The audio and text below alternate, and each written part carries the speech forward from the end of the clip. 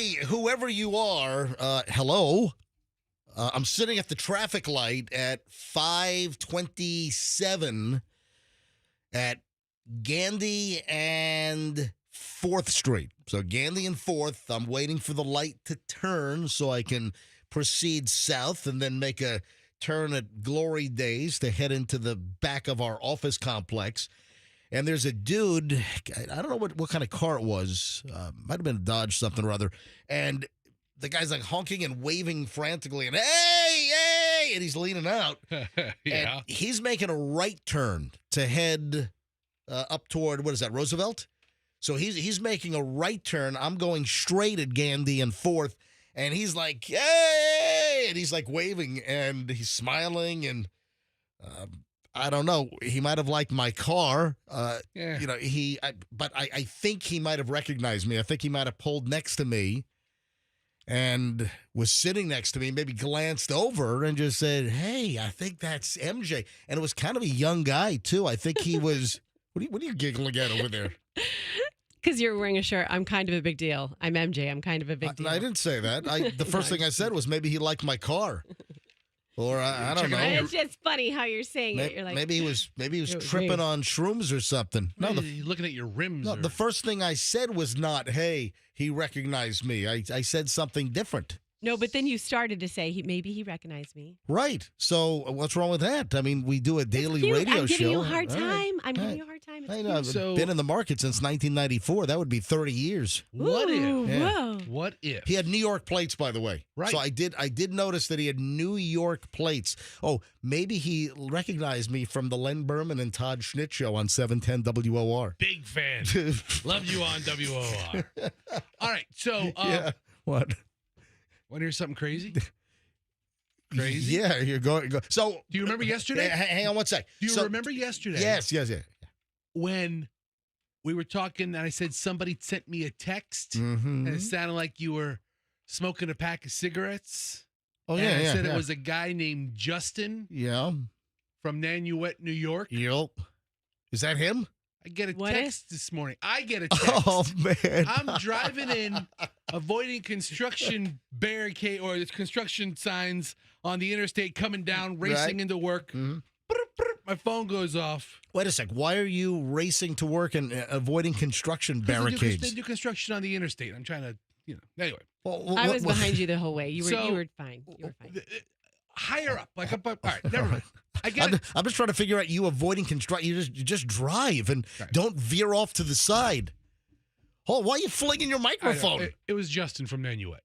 Well, okay. That's it. So wait a minute. I don't know. The dude this sent me- morning at the traffic light who texted you yesterday, because my voice was a little raspy yesterday.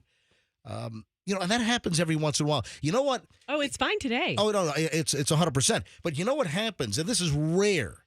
But have you ever had your voice go out of whack because you ate something and it like went the wrong way, and you like, and then suddenly your vocal cords get all like strapped and strained, Yeah. and then it's like, what the heck just happened? And this is rare. It's like once every couple of years, it's like you swallow wrong, and then and then for whatever reason, it feels like your vocal cords like were totally just sat on by an elephant, and then your voice gets weird. So I don't know what the hell causes that, but yesterday I don't know whether I just had like some kind of postnasal drip that just hit my vocal cords overnight. I just felt like my vocal cords must have been inflamed because yesterday I sounded like this at the very start of the show, I wish you sounded that good. and now I'm fine. So the dude that said that it sounded like I'm a camel smoker, that's the dude that just waved and honked at me at the red light at Gandy and 4th. This morning, exactly at 5:30 a.m. And I had 528, but all right, go ahead. Well, We're that's- 527. Yeah, That's anyway. right. By the time he Yeah, texts oh, me, yeah. so almost saw your buddy MJ falling asleep at the traffic light No, he at didn't. Gandy on his way to the morning show. Folks. I had to stop and say hi. LOL. Did he say falling asleep? Almost saw your buddy No, MJ falling asleep. Justin, I wasn't falling asleep, but so he did recognize me. That's interesting that a guy that texted you yesterday. Very active listener. Yeah, oh, that's great. I wonder if his New York license plates are well beyond the point where they should have been changed out to Florida plates. You know those folks that move from other states? Like, can I reveal something? Sure. Please. When I was up in New York, we never changed out our Florida plate. Never. You know, my car was registered down here because I'm a homeowner down here, and I never got rid of my Florida license plate. So, I just thought I'd point that out. But he has a New York plate, so the question is, should he have changed to a Florida plate a long time ago? Justin, I don't want to get you in trouble, buddy, and I really appreciate you waving and saying hello this morning. I really appreciate. I figured that he had recognized me. Roxanne, oh, look, MJ thinks he's famous and getting recognized. I'm sorry if I'm reflecting reality of what happened. When people meet you, are you the type they're like, hey, you seem you look familiar. You sound familiar. Do I know you? Have we met? You're like, no, it's from radio. No. Have we met before? No, we haven't. No. I'm on the radio. No, I don't. What is that affected voice you're doing? I'm on the radio. I'm on the radio. That's what she does. Yes, I'm on the radio.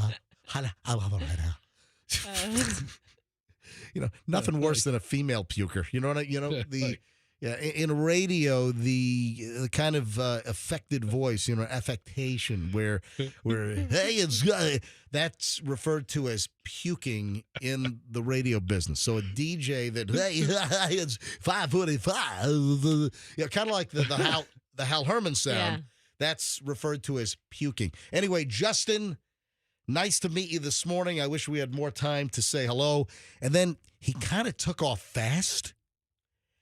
There was a state trooper in a Dodge Charger that was to the left of us sitting at the light at Gandy and 4th. I'm on 4th at Gandy. The trooper was on Gandy getting ready to cross 4th and go in the direction of travel where Justin was making a right turn. And Justin kind of took off fast. So I'm hey, Justin, can you confirm that if you're listening, Justin, can you confirm that state trooper didn't come after you and then recognize that you've been in Florida for years with a New York license plate? Can you just send Fester a note? Just make sure that you didn't get pulled over. You didn't get lit up by the state trooper. Just getting started. It's a busy show today. I've got a challenge which I would like to present to Fester and Roxanne this morning. And I actually brought in some props. I had to roll out to Publix last night. I saw this in some doom scroll that I had going on my phone on Instagram. And I saw some stupid little video. I'm like, you know what? That's content. So I rushed to the produce department at Publix at 8:30 last night to grab the requisite material. So I would like to present you guys with a challenge. And that'll be coming up this morning as well. It is a busy Tuesday morning show. Oh, last night was the All-Star Game Home Run Derby. Did you hear the national anthem by that country star? Holy crap. It could be one of the worst I've ever heard. I think the worst I ever heard was Roseanne. Hey, Andrew, pull Roseanne from years ago. That was also a baseball game. But this singer is Ingrid Andress. She's a country star. And she's like 4 or 5-time Grammy nominated. What was her name? Ingrid Andress. Ingrid Andress. And she did a rendition of the national anthem at the Home Run Derby last night. That was, I don't know what the hell was going on. So we'll get to that coming up in just a bit. It is a busy Tuesday morning. Don't move. Oh, and traffic time with Pat. I've got a question for Pat. In fact, I'm going to introduce later on Ask Pat the Traffic Guy. A new segment. I've got a question for our traffic guy coming up. All right, back in minutes. Just jumping out.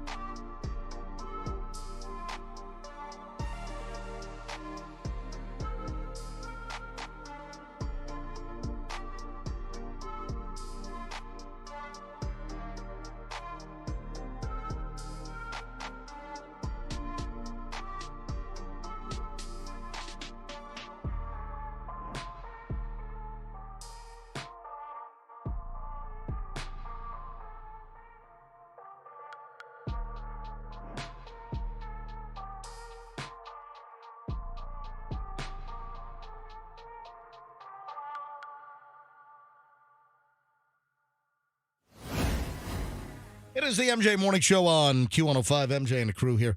Fester, Roxanne, Andrew, in the producer booth. Hey, quickly, can you recount for our listeners? I just teased it before NSYNC. I just teased that Justin, the listener, responded back via text after I recognized that he had seen me at a traffic light on the way in this morning, and he was waving and, hey! So, was he waiting in the mangroves for me to pass by, you think?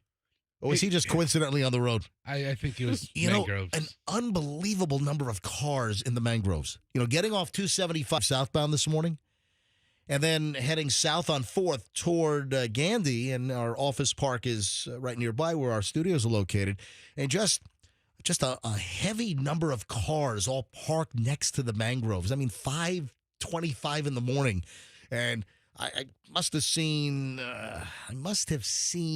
maybe 8, 9 cars. I'm like, what the hell are you doing in there? I know the old hookups back in the day, Courtney Campbell and Gandy. I don't know if that's what's going on over there, or didn't someone say that homeless people that are living out of their cars, they might be homeless, but they're not carless. And I saw there was a nice BMW X5 parked in there, a white one. I mean, there were a couple of nice vehicles. Tough times are everywhere, I think guess. There was a minivan with like a yellow or orange kayak on the roof. I don't know. Maybe you're launching through the mangroves. I don't know. Maybe they're going snook or redfish fishing. Who the hell knows? So what did he say? I told the audience that I would relay the follow-up. He said that he is expired, or he's over the limit. Yeah, just read the text. Well, hold on. I gotta get to it now. I mean, you're sitting here just... Gotta get to it. Yeah. I don't have it anymore. Okay. He goes, oh, well. He goes, I am beyond on all 3 of my cars. His license, his old New York plates are on all 3 of his cars? All 3 of his cars, he has New York plates. Oh, interesting. And he goes on to say that he was not a fan of your vehicle. Oh. He's a bigger fan of his vehicle, the G-Wagon. He wasn't driving a G-Wagon. No, he wasn't, but... Yeah, G-Wagon is the hot South Tampa mommy car. Yes. Yeah, that's the car that the, South Tampa, moms drive, the Mercedes G-Wagon. Yes. Which they will only use about 6% of that vehicle's capability. But, hey, it looks cool while they drive to Trader Joe's. You know how much Adderall you can put in the back of that G-Wagon? Tell you what. Let's talk about some of those pilled up South Tampa mommies as well. Let's go. Hey, I've got a really creepy story. You notice I've been saving some of the creepy stuff for, kind of early, like about this time. This is we have morons in the news, which I've designated in the next segment. I think I'm going to designate this the creepy story segment. You want to hear the headline? Sure. I had sex with my half brother. Oh, that's creepy and then also disgusting. Here's how I uncovered the traumatizing truth. So it was not on purpose. Intentional. Yeah. Total nightmare. They discovered that they were actually siblings and not just attracted to each other. Throughout her childhood, a running joke between Victoria Hill and her father was that she might not be his child after all. They didn't look anything alike. Yeah, kind of looked the other way, shrugged it off, genetic mystery. It wasn't until Victoria Hill, who's now 39 years old, submitted a DNA testing kit to 23andMe and discovered a dark family secret. Her brother was not only the sibling that she had. Oh no! Or not her brother, her actual right. Her actual known brother was not the only sibling she had. But wait, there's more. She actually shares 23 half siblings with the same father. The fertility doctor named Burton Caldwell. Yeah. Oh, that guy. Yeah. No. She shares 23 other half siblings from the same father, that fertility doctor, Burton Hall, who allegedly inseminated Hill's mother without her consent, including her high school boyfriend, whom she admitted that she was intimate with. Whoa. Wow. What are the odds? I slept with my half-sibling, Hill, a clinical social worker who lives in Connecticut, told CNN. I went to elementary school with another. She later learned that she lived across the street from a deli owned by more half-siblings. So this place appears to be littered with people that are related because the doctor, this fertility doc, was planting his stuff. Yeah, it's crawling. That town is crawling with his spawn. Oh my God! It's like incubus or something. This is just weird ass crap. Does none of his patients move? I was traumatized by this, Hill said. Now I'm looking at pictures of people thinking, well, if he could be my sibling, anyone could be my sibling. Yeah, she moved to Wallingford, Connecticut, and met her then boyfriend, who had been her best friend for years before they decided to date in high school. They subsequently split when they each headed off to college. We never ended up marrying and having children, but he is someone who, to even this day, I would very much have considered that he could have been the one if our life had moved in that direction. And she was interviewed by NBC Connecticut as well. This is nuts. That's going to traumatize her. Every guy she's going to meet, she's going to be like, oh, you have connected earlobes. I have connected earlobes. We're probably brother and sister. You have a hitchhiker thumb. I have a hitchhiker thumb. Told you this is a creepy-ass story. But you've had multiple doctors like this. Or, you know what I was thinking of? No. So I know that there have been several stories of doctors that have done this, but I think this is one of the famous doctors. Yes. That was planting his stuff around, right? But then talk about a god complex. Jeez. Yeah, I mean, it's just that is grotesque. It's ridiculous. Illegal. But you know what else I was thinking of? I almost conflated, but I realized the guy that is like the most prolific sperm donor in the United States. Haven't you seen that story before? He's made so many donations, and he has like 200 children. Yeah. That guy. And I just saw something in the last week on that guy. See if you can dig that up. There was some news story on that guy in like the last week or 10 days, and I saw the story. I didn't print it up, but that sort of becomes a little relevant. Different story. I mean, these are women that are voluntarily utilizing his sperm for a baby. I mean, this is voluntary. They're picking this guy. Is that him? Is it a Dutch guy? Netflix man with 1,000 kids? Yeah, that's him. I've heard of this guy. Yeah, no, I thought there was an American guy that might not have 1,000. I thought there was a guy that has. Yeah, I don't think it's that. No, it's not that guy. Okay, this story came out like a week ago, so that's why it might be top of mind. So there's a docu-series on this. Netflix's Man with 1,000 Kids put spotlight on the lack of international regulations for sperm donors. There's nothing keeping doctors from donating. Donors. I'm sorry, donors. There's nothing keeping, the other guy's a doctor. There's nothing keeping, and there are things keeping doctors from donating, especially against your knowledge. There's nothing keeping donors from donating anywhere. If a donor is banned in their home country, they just go somewhere else. So is this like a mental condition where I really want my seed to spread, that kind of thing? I just want to see how many you can put out there. All right, that is a Dutch guy, and he apparently has 1,000 runner. That's a different story. See if you can find the American guy. Okay, there's a U.S. donor. Okay, I haven't found him so far, but I'm trying to find him as well. But I did come across a Dr. Donald Klein, who was. Oh, that's another one. That's another fertility specialist. But this guy was back in the 70s and 80s, inseminating dozens of patients with his own genetics. It's a nice way to put it. Yeah, right. Wow. So U.S. guidelines caps per donor 25 kids. Oh, really? According to the Google, it just typed up here. Wow. In the U.S., guidelines from the American Society of Reproductive Medicine suggests a cap of 25 children per donor in a population of 800,000. Wow. I didn't know that there were guidelines, but that's nice to know. I think I found the guy who you're speaking of. All right, read what you have. Kyle Gordy. Does that name sound familiar? No, keep going. He's known for his controversial hobby as a sperm donor. He's 32. He's fathered 65 children. Yeah, that sounds right. Yeah, that sounds right. But he just, I guess last year he announced that he'd be retiring. But he calls it a hobby. And he also says he's trying to help struggling families.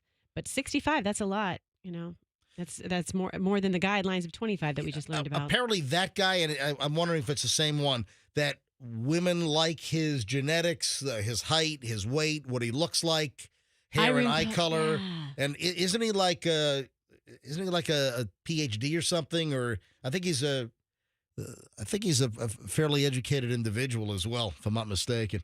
Anyway, the creepy story. So this woman found out that she was dating and doing it with her half brother because they were both from this fertility doctor that was unknowingly inseminating these individuals' mothers with his, what'd you say, genetics? Yes. Genetics. Yes. His genetics. Yeah, all lovely. right. All right, 6:32 at the MJ Morning Show here on Q105. Early Morons of the News rolls next. So please stand by.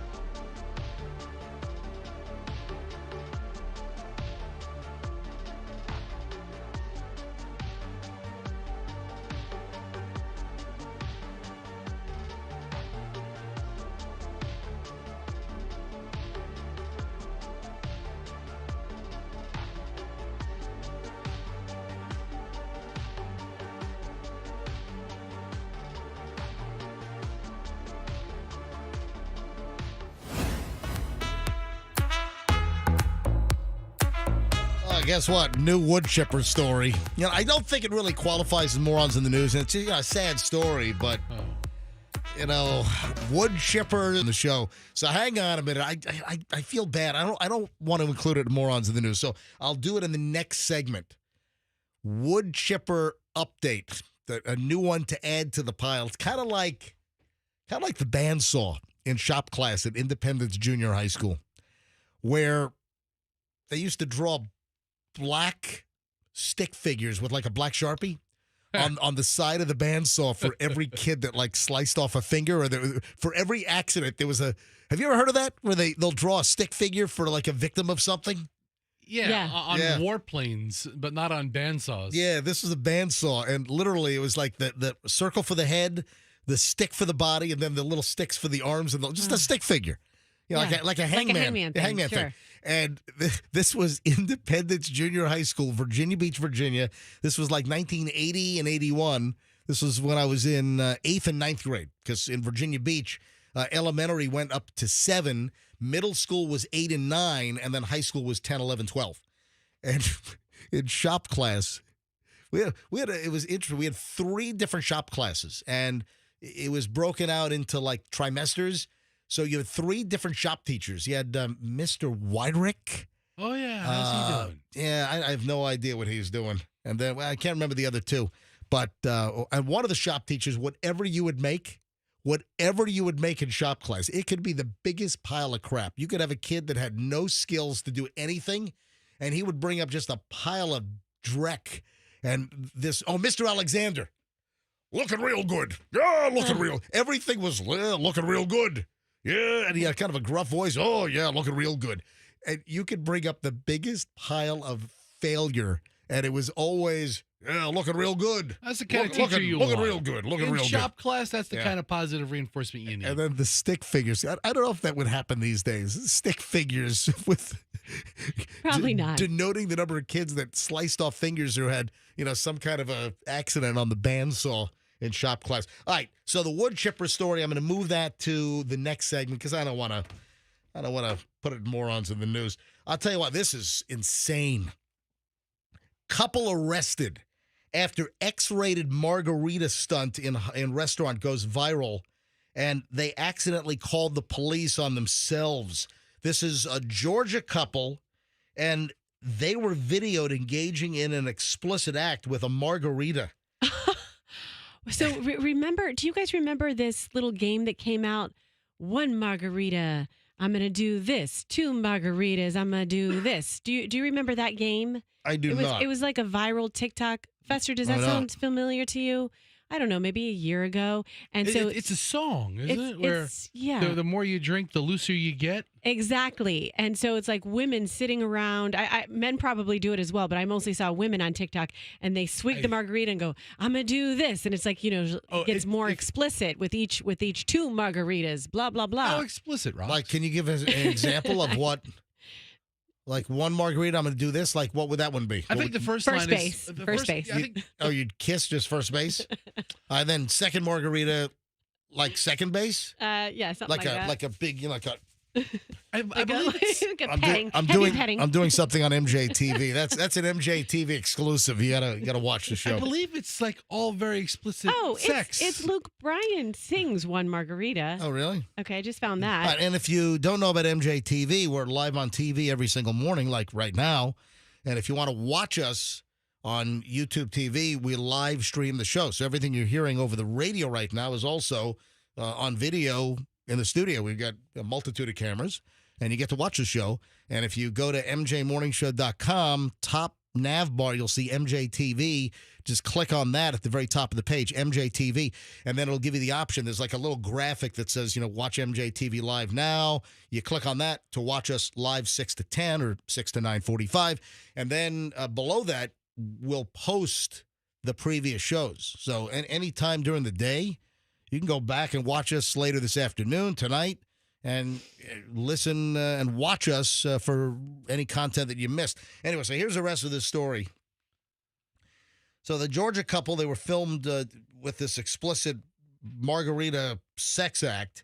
They were later arrested after the wife complained to cops about the X-rated video that they were being recorded on that spread online. Joe Boyette took a viral video, which has taken off like a rocket, of himself attempting to funnel a margarita down the butt of his wife. Funnel a margarita down the butt of his wife. Okay. Mary sweats. Really? Mary sweats? When does Mary sweat? I hope she doesn't have butt sweat. So Joe Boyette's wife is Mary Sweats. And this was inside the Rodeo Mexican restaurant in Waycross, Georgia. Boyette couldn't get the funnel to work, so he tossed it and poured the tequila-based beverage from the pitcher straight down his wife's rear end as she was on all fours in the restaurant's booth. What? The hell is going on here? Yeah, there he is. There's Mr. Boyette. Yeah, I've seen the video. Screen grabs from the explicit video show a woman on her hands and knees in a restaurant booth with her butt exposed, with the man in a baseball cap and orange shirt holding the margarita behind her. One image shows him pouring the margarita beverage, while another shows him grinning after completing the act. The couple were arrested after the wife complained to police that this video was being spread online. Sweats then called the cops. That's Mary Sweats, by the way. Yes. Mary Sweats called the cops to complain about the video being leaked and going viral. And that triggered the arrest of the couple. According to TMZ now, the police had been unaware of the stunt until that point, but once they were made aware of the video, they arrested the pair. Yeah, Boyette turned himself in on Monday this week. Sweat did so just after. The restaurant's also investigating this incident. They're probably going to get a lifetime ban at Rodeo Mexican Restaurant. Oh, no. I mean, it looks like a good place. So funny. Their names are Mary and Joe. If we put that together, Mary and Joe. They're such a sweet little couple. You want to hang out with them tonight? What? Mary and Joseph. I think of like, but I. Oh, Mary and Joseph. Oh, yeah. like a nativity scene or something. Like an adorable nativity scene. One wise man brought frankincense and the other one brought tequila. They had a party. What were they trying to do with her butt exposed? She's on all fours in the booth. The crack was the funnel. And he's pouring margarita down her butt crack? Yes. My wow. God. I mean, it's a drink and a disinfectant, I guess. I mean, it'd be fine. Would you like to hear the statement from Rodeo Mexico Restaurant? Yes, please. I would love to hear the Mexican statement. restaurant. Do they condone this? In Waycross, Georgia? No. We are taking the matter very seriously. We're conducting a thorough investigation in collaboration with the authorities. Really? Any employee found to be involved will face appropriate action. That is the statement from the Rodeo Mexican Restaurant. Tell you what, I'm Joe Boyette. I go to prison with my head held high on this one. Yeah. Hey, this is a guy out in California, Oakland. Oakland man was arrested after police were investigating the stolen vehicle that he was caught driving, right? This is Hercules, California, Hercules Police Department, Oakland, San Francisco Bay, Oakland area, right? And a police officer at a Safeway witnessed a Honda Civic backing into a parking spot with a temporary rear plate and no front plate. The officer ran a records check on the plate, and the VIN learned the vehicle was reported stolen out of Antioch, California. The driver, only identified by police as a man from Oakland, was arrested inside the Safeway with that incident. But then a search of him turned up several stolen credit cards, a fraudulent check, a stolen driver's license, mailbox keys, and then he had a to-do list. Would you like to know what was on his little to-do list? Sure. He's a very organized guy. Number one. Oh, it said goals. So the list said goals. I make those lists, Yep, yeah. goals. Goals! All right. So number one, laundry. Good. Number two, talk to kids. Oh, Okay. oh. Number three, get some money. Okay. Number four, boost. And of course, boost is like to steal. Yeah, the steal. You know, boost something. Hey, it's like Sopranos, I think, use that word a lot. Hey, let's boost. I boosted this. I boosted that. Yeah, boost is to steal. So on this guy's list, he's got boost. I don't think he meant, isn't there like a senior citizen, like nutritional Yes. drink called Boost? It has Yes. vitamins and protein in it. What's the other brand where the vegetables Ensure. no, the one where the vegetables are dancing around in the refrigerator? What is that one? Oh, I don't know. Oh, come on. That Dancing stupid commercial's been running for years. Yeah, it's not V8. No, the vegetables are on a shelf in the fridge and they're all dancing around. It's some animated commercial. That's another one of those like senior citizens nutritional drinks. Are you sure he didn't mean the nutritional No, drink? I don't think so. I mean, some people use them for meal replacement. Yeah. Yeah. You know, I think he meant boost as in the slang, boost as into steal something. I got to tell you, a goal is just a wish until you write it down. Goal! There you have it. Boost! Boost. Got to rip stuff off. That's why we call it morons in the news. 6:51, 7 o'clock hour starts in minutes. And like I said, I got the wood chipper deal coming up in just a bit. Also, a vacation nightmare story. I get to use one of my favorite sound effects with this vacation nightmare story that's coming up in just a minute. Oh, and you know we never mentioned? That Scooby-Doo house with the skeleton where the kids were playing? It's kind of a local story. I think it was in Highlands County, so, you know, to the east of us, or to the southeast of us. But, man, that's a weirdo story if you don't know that. So hang on. We'll get to all of that in minutes here on the MJ Morning Show on Q105.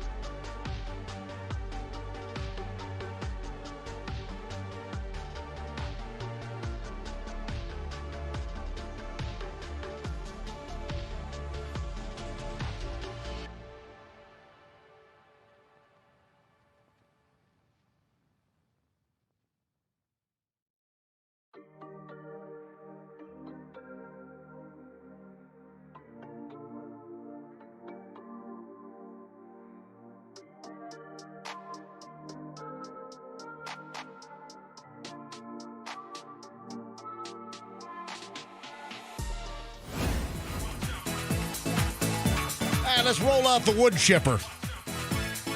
7:01 at the MJ Morning Show. Oh, and coming up in the long chunk of the MJ Morning Show. So we've got a reasonably sized segment here, but then, of course, you know the drill. About 7:25-ish, we start an hour and 20 minutes of non-stop MJ. I mean, just hour and 20-plus minutes non-stop morning show here on the MJ Morning Show broadcast. We do it every single morning, so no interruptions. An hour and 20 minutes plus nonstop. First, though, before I get to the wood chipper, I'm very, very disappointed. I don't often snack during the show. If somebody brings in food, you know, someone drops by pizza, maybe like, you know, Super Sardo comes by or something, drops off, you know, some pizzas and some calzone, whatever. I'll munch out. But you're not a snacker. I'm not a snacker really during the morning show. Now, and ice cream dude, our friend Alfred from Small Batch Creamery right down the street here, 4th Street. Clearly, if someone brings something in, I might nosh a little bit. For whatever reason this morning, and I just had a little bit of a sweet tooth, right? You're feeling a little peckish? Yeah, I felt like I didn't want to go to the vending machine. They have the whole credit card hookup where I don't know. You see, they got a little cellular antenna on top of the snack machine that must be transmitting the credit card data, et cetera. I don't know. That just seems like that thing's ripe to rip off my identity. Anyway, so. So do you want something? I've never thought about that. Now you've got me scared. I don't know. I don't use the vending machines here and swipe my credit card. No. Would you like something to satisfy your sweet tooth? But here's why I'm a little peeved, little. So I roll to the sales department, and there's that one sales lady about midway down on the left side. Yeah. That always has the candy dish. Yeah. Oh yeah, you have to love those people. Everybody has them in their office. The dish wasn't there, was it? They're good people. Oh no, it was there. Oh, I know it's there. Listen to me. The first woman. When you go to the right side, the first cubicle, there used to be a big candy dish there. Is that still there? It is, but it's put away. Right, that's what I'm saying. Okay, so the first sales assistant has the candy dish, and generally there's some good stuff in there. Yes. I mean, she's spending some money, and I think she goes to Sam's or Costco and buys like variety packs and stuff. She's got some good stuff, but what I just discovered that she must take the candy dish in at night. So at the close of business every day, she takes the candy dish and must hide it somewhere. So that cubicle was void of any candy. So then I'm like, okay, the backup plan. The left side sales assistant, halfway down the whole sales floor, there's another cubicle, and she's got a candy dish as well, and there's good stuff in there. Her candy dish is there. But let me tell you, right now there's garbage there. It's like the Halloween nightmare candy. I got a roll of Smarties. Yeah. What the hell? This is like the candy that you want to like vandalize someone's house if they give you Smarties for Halloween. It's been there for like a week. Oh my God. The long God. roll of Smarties and cellophane. A roll of Smarties, just little sugar discs. Listen, the hell?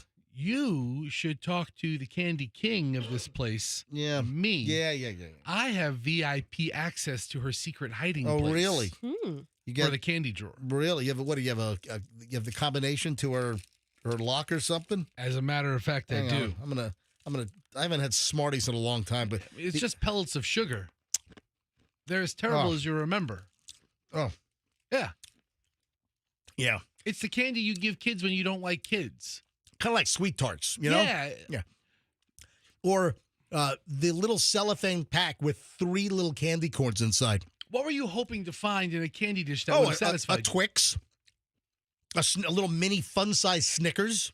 How about 1,000 grand bar? That's your favorite, isn't it? 100. Well, it's 100. It's 100 grand. It used to be called the $100,000 bar. That's right. And then they changed it to like 100 grand. Let me see if I can't. But find it used to be $100, comma 000. It used to be $100,000 bar when I was much younger. Anyway, that's just disappointing. Going to the candy dish. And there's Smarties. The hell? I'll see if there's any. Why does she even have those? Listen, it doesn't make any sense. It's her own money. I mean, maybe we should drop her a 10 spot. She'll come back with a whole case for you. And I got the wood chipper story. Did somebody fall into a wood chipper? Oh yeah, but you're not going to believe where it happened. Let's just put it this way: it makes it very convenient. Did it happen in Woodstock? No. Okay. Come on, think about it. All right. If somebody falls into a wood chipper, name a couple of locations that would be very, very convenient. Andrew just got it. Andrew in my ear. I think was that off the air, Andrew? Yeah. All right. Go ahead and say it on the air. Turn your microphone on. A cemetery? That is correct. Oh no. Good guess, Andrew. Yeah. I was thinking a hospital, but I guess the cemetery would make more sense. This is up in Flemington, New Jersey. Remember when I was a kid, like The Price is Right? It was like a fur coat from Flemington Furs from Flemington, New Jersey. Remember that? That's just what I want is a fur coat from Flem. It's a place with the word Flem in it. Yes, Flemington. Yep, that's real fur. It's Flem. It's not PHLEG. Oh, okay. Yeah, it's not that. So, man, this is terrible. And this just reminds you of Fargo. This reminds me of the fact that believe it or not, we know a wood chipper attorney. That's a specialty, man. That is a total specialty. Yeah, this happened last week, an accident in a cemetery, a 22-year-old guy. This is way too young. I mean, listen, I don't care how old you are. It's just never a good way to end things by going through a wood chipper. No. 22-year-old guy, well, not with us anymore, accident while operating a wood chipper at the cemetery of St. Magdalene. Oh, St. Magdalene. Yeah, I think of Lake Magdalene, right? Yeah, that's where I went to preschool. What? Lake Magdalene. Oh, really? Mm-hmm. Is that near your house, Fester? I don't know. It's up there. Ionius Mateo Perez died as a result of the accident. I mean, you think about Fargo, but then it happens in a cemetery. I mean, what are the two places where if you're going to fall into a wood chipper, well, cemetery would be one. Or Lake Magdalene would be the other because you chum the fish. No. I was thinking a funeral home. Oh. Let's say you were doing some tree maintenance at a funeral home. They don't want you. Yeah. Funeral home doesn't want to pick that up. They don't carry mop buckets. No way. Funeral home's like, we're out. Or maybe in a hospital parking lot. I'm just trying to think of. I mean, you don't want to like fall into a wood chipper like at a daycare center. No. Like Traumatize people. No. A pizza place. Ugh. Yeah, red sauce joint. Ew. Like an old Italian red sauce Maybe joint. St. Magdalene Church or something. Lasagna Larry's. Oh, lasagna Larry's. I'm sorry. Hey, I feel bad for. Who spilled the ragu in the parking lot? Yeah. No, but seriously, it's under investigation. But falling into a wood chipper at a cemetery while doing cleanup work, tree work, that's terrible. So there's a thing about long sleeves and wood chippers. A lot of times a branch will get caught on your sleeve and it'll pull you in. Oh, my God. Once it gets the hand, it gets the arm, gets the arm, gets the head. Are you saying you never wear long sleeves when you're feeding stuff into the wood chipper? I'm saying you got to be super careful not to Probably have ought to be naked. You ought to be like, maybe you have just like tighty whities on. Yeah. I don't even want to think about, what if your junk got wood chipped in there? I mean, that's terrifying. That'd be a tale. Right. That'd be a tale to tell. Especially if you're like with John, no tail left. Especially like John Holmes or something. Yeah, I mean, So that'll never happen to me. Be easier to get caught in there. Oof. You're a little stumpy, maybe like Vienna sausage, maybe not as much.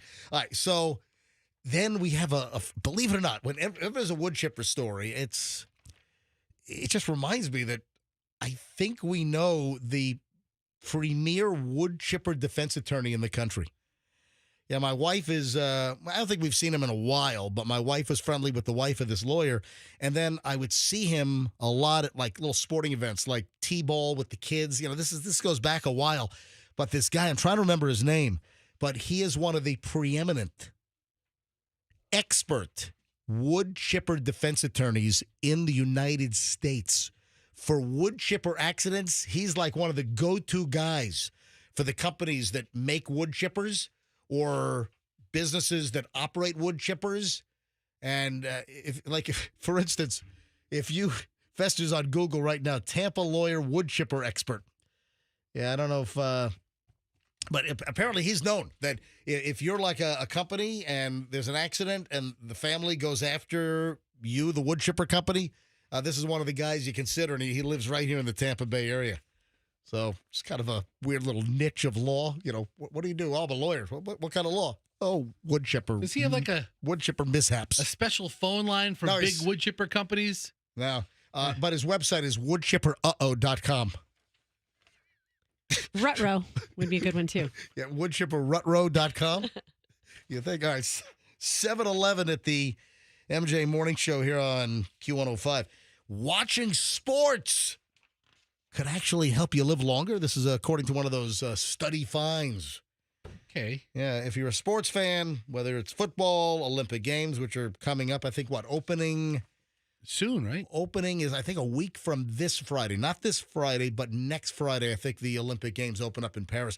Also, I saw that it's not going very well as far as they're expecting like an economic disaster, that the Olympics, I guess there's not a huge demand for people to go to Paris this summer to see the Olympics. I think a lot of people have stayed away because they just don't want to get caught up in all the Olympic crap, precluding some of their just normal Parisian sightseeing. So I just read several stories that it might be an economic disaster and not quite the monetary boon that they were hoping for. No, but if you're a sports fan, it might be good for you that if you're an avid sports fan, watch a lot of sports and you cheer, the highs, the lows, that it might be good for you and it might actually help you live longer. Yeah, a person's psychological state, how someone feels, and people tend to have better physical health and live longer than people with lower well-being. And it turns out that research has shown that people that watch sports are generally more well individuals, that they're more invested in their well-being, meaning that they live longer and also that they're happier. I don't know.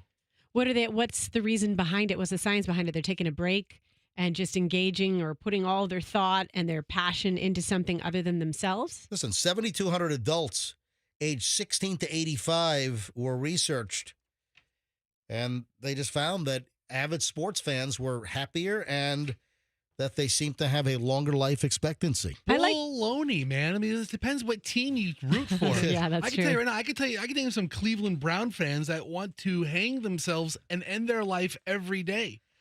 Up until very recently, I've never met a happy Detroit Lions fan. Okay? I mean, listen, this is a crap science. Yeah, a little bit of a turnaround with the Lions in the last couple of seasons. But that's it. Are you ready for my favorite sound effect? Or one of my favorite sound effects in the MJ Morning Show sound effects repertoire. If you were to guess, what's one of my favorite sound effects? Come on. I don't have all day. Is it a Scooby-Doo one? No. Is it a CSI one? Nope. Is it foot pedal zing? Nope. Is it the ripping sound effect? Nope. Is it the police siren sound effect? Here it is. Is it car crash sound No, effect? it's not. All right, here it is. Here's my favorite. One of my favorite sounds. That is one of your favorite. That is true. It is. I was reading one of those, Dear Jane columns. Oh, okay, yeah. What happened? Woman goes on vacation with boyfriend's family. They, I guess, been dating for a while. The family invites her, hey, we're going on a vacation. We're going to Rome. Why don't you come along? So this is the first time the family really invited her on a family vacation, and she goes with the family. That's a big trip. It is. So boyfriend, mom, dad, and sister, and then the sister's husband, and then her boyfriend and her, they all go to Rome, and they're going to all the classic, and Roxanne, you were just there. Yeah. They're going to all the typical sightseeing places. I'm sure they went to the Trevi Fountain and the Spanish Steps, and maybe you go to the catacombs. We did not go to the catacombs. Man, there are a couple of different catacombs outside of Rome. That's really interesting. Really? Yeah, I'm sure they went. Yeah, I like the catacombs. I've been there a couple of times, and you know what? A wood chipper outside the catacombs, that would also be convenient. All right, so they're on vacation. They're hitting all the sites, hitting a lot of good restaurants. Just got to make sure you don't get the tourist traps. The places that serve what's the story? The places that serve fettuccine Alfredo, that's a tourist trap. Yeah. All right. You're not going to get fettuccine Alfredo at a really good Italian restaurant. All right. Here's the deal. Then after Rome, they make their way to Capri. This sounds like they're shadowing Roxanne's recent plans. It sounds like it. Yeah. They actually asked AI to produce Roxanne's itinerary, and that's what they followed. On the first day in Capri, she spent way too much time in the sun, didn't drink enough water, was drinking some wine, felt gross the next day, wanted to push through, managed to make it through to dinner. On the way back from the restaurant, she started feeling queasy. She got that feeling where she knew that within 10 seconds that she was going to blow it. You know that you get that, I mean, know. And it's you get just that, rumbling. You get that taste in your mouth, and it's like, oh, it is coming, and this is not good. You're beyond the point of no return. And then suddenly in the street while walking with the whole family, and she says disaster hit. She projectile vomited all over the street. She said it was something like out of a horror movie. Anyway, the mother of her boyfriend told her son, why don't you tell your girlfriend to lay off the drink? Oh, she's no fun. Yeah, that she can't handle the alcohol. Hey, the mother sounds like a good time. The girlfriend. You mean the girlfriend does? No, the mother does. The girlfriend's the one who can't hold herself. Yeah. Apparently, the mother complained about how much she had to drink at dinner, and it was a shame that she could not control her alcohol. How much is too much? When you're projectile vomiting in the street, that's too much. Yeah. How's that for a first vacation with your boyfriend's family? Hey, I did that exact thing. You hurled all over? Years ago, went with an old boyfriend to Italy, and I drank too much grappa, limoncello, wine, and I threw up all over his bathroom floor. And his father found me and is like, "Your girlfriend's passed out." We laughed about it for weeks. Yeah. It's a great. Holy God! To laugh about throw up stories. Yeah. Man, I'm running late. Look at this. We got to do an hour and 20 minutes of nonstop MJ next here on the MJ Morning Show on Q105, 104.7 FM, the national anthem at last night's Home Run Derby. You've got to hear this. Oh, my God. And apparently this is like a 4-time or 5-time Grammy-nominated artist. I think she has a couple of hit songs. Wow. Folks, you got to hear one of the most butchered national anthems on national television last night. This is unbelievable. Hold on. That and a whole lot more, because we have an hour and 20 minutes of nonstop MJ. Oh, I got to ask Pat the traffic guy. We have a new segment we're starting today. Ask Pat the traffic guy. And I'm going to launch it because I've got the first question. I've got a very deep, thought-provoking question for Pat the traffic guy. What is it? Do you sense any sarcasm in my tone? I do. I do. That and a whole lot more. I can't even scratch the surface. You know, when I look at what's coming up, we got the Cash Me Outside update is unbelievable. There's a new update. New update. Not last week's, right? But a new Cash Me Outside. We've got a Hawk Tour update. We got to get to that. Two of my favorite ladies. I've got a Dine and Dash story that is great.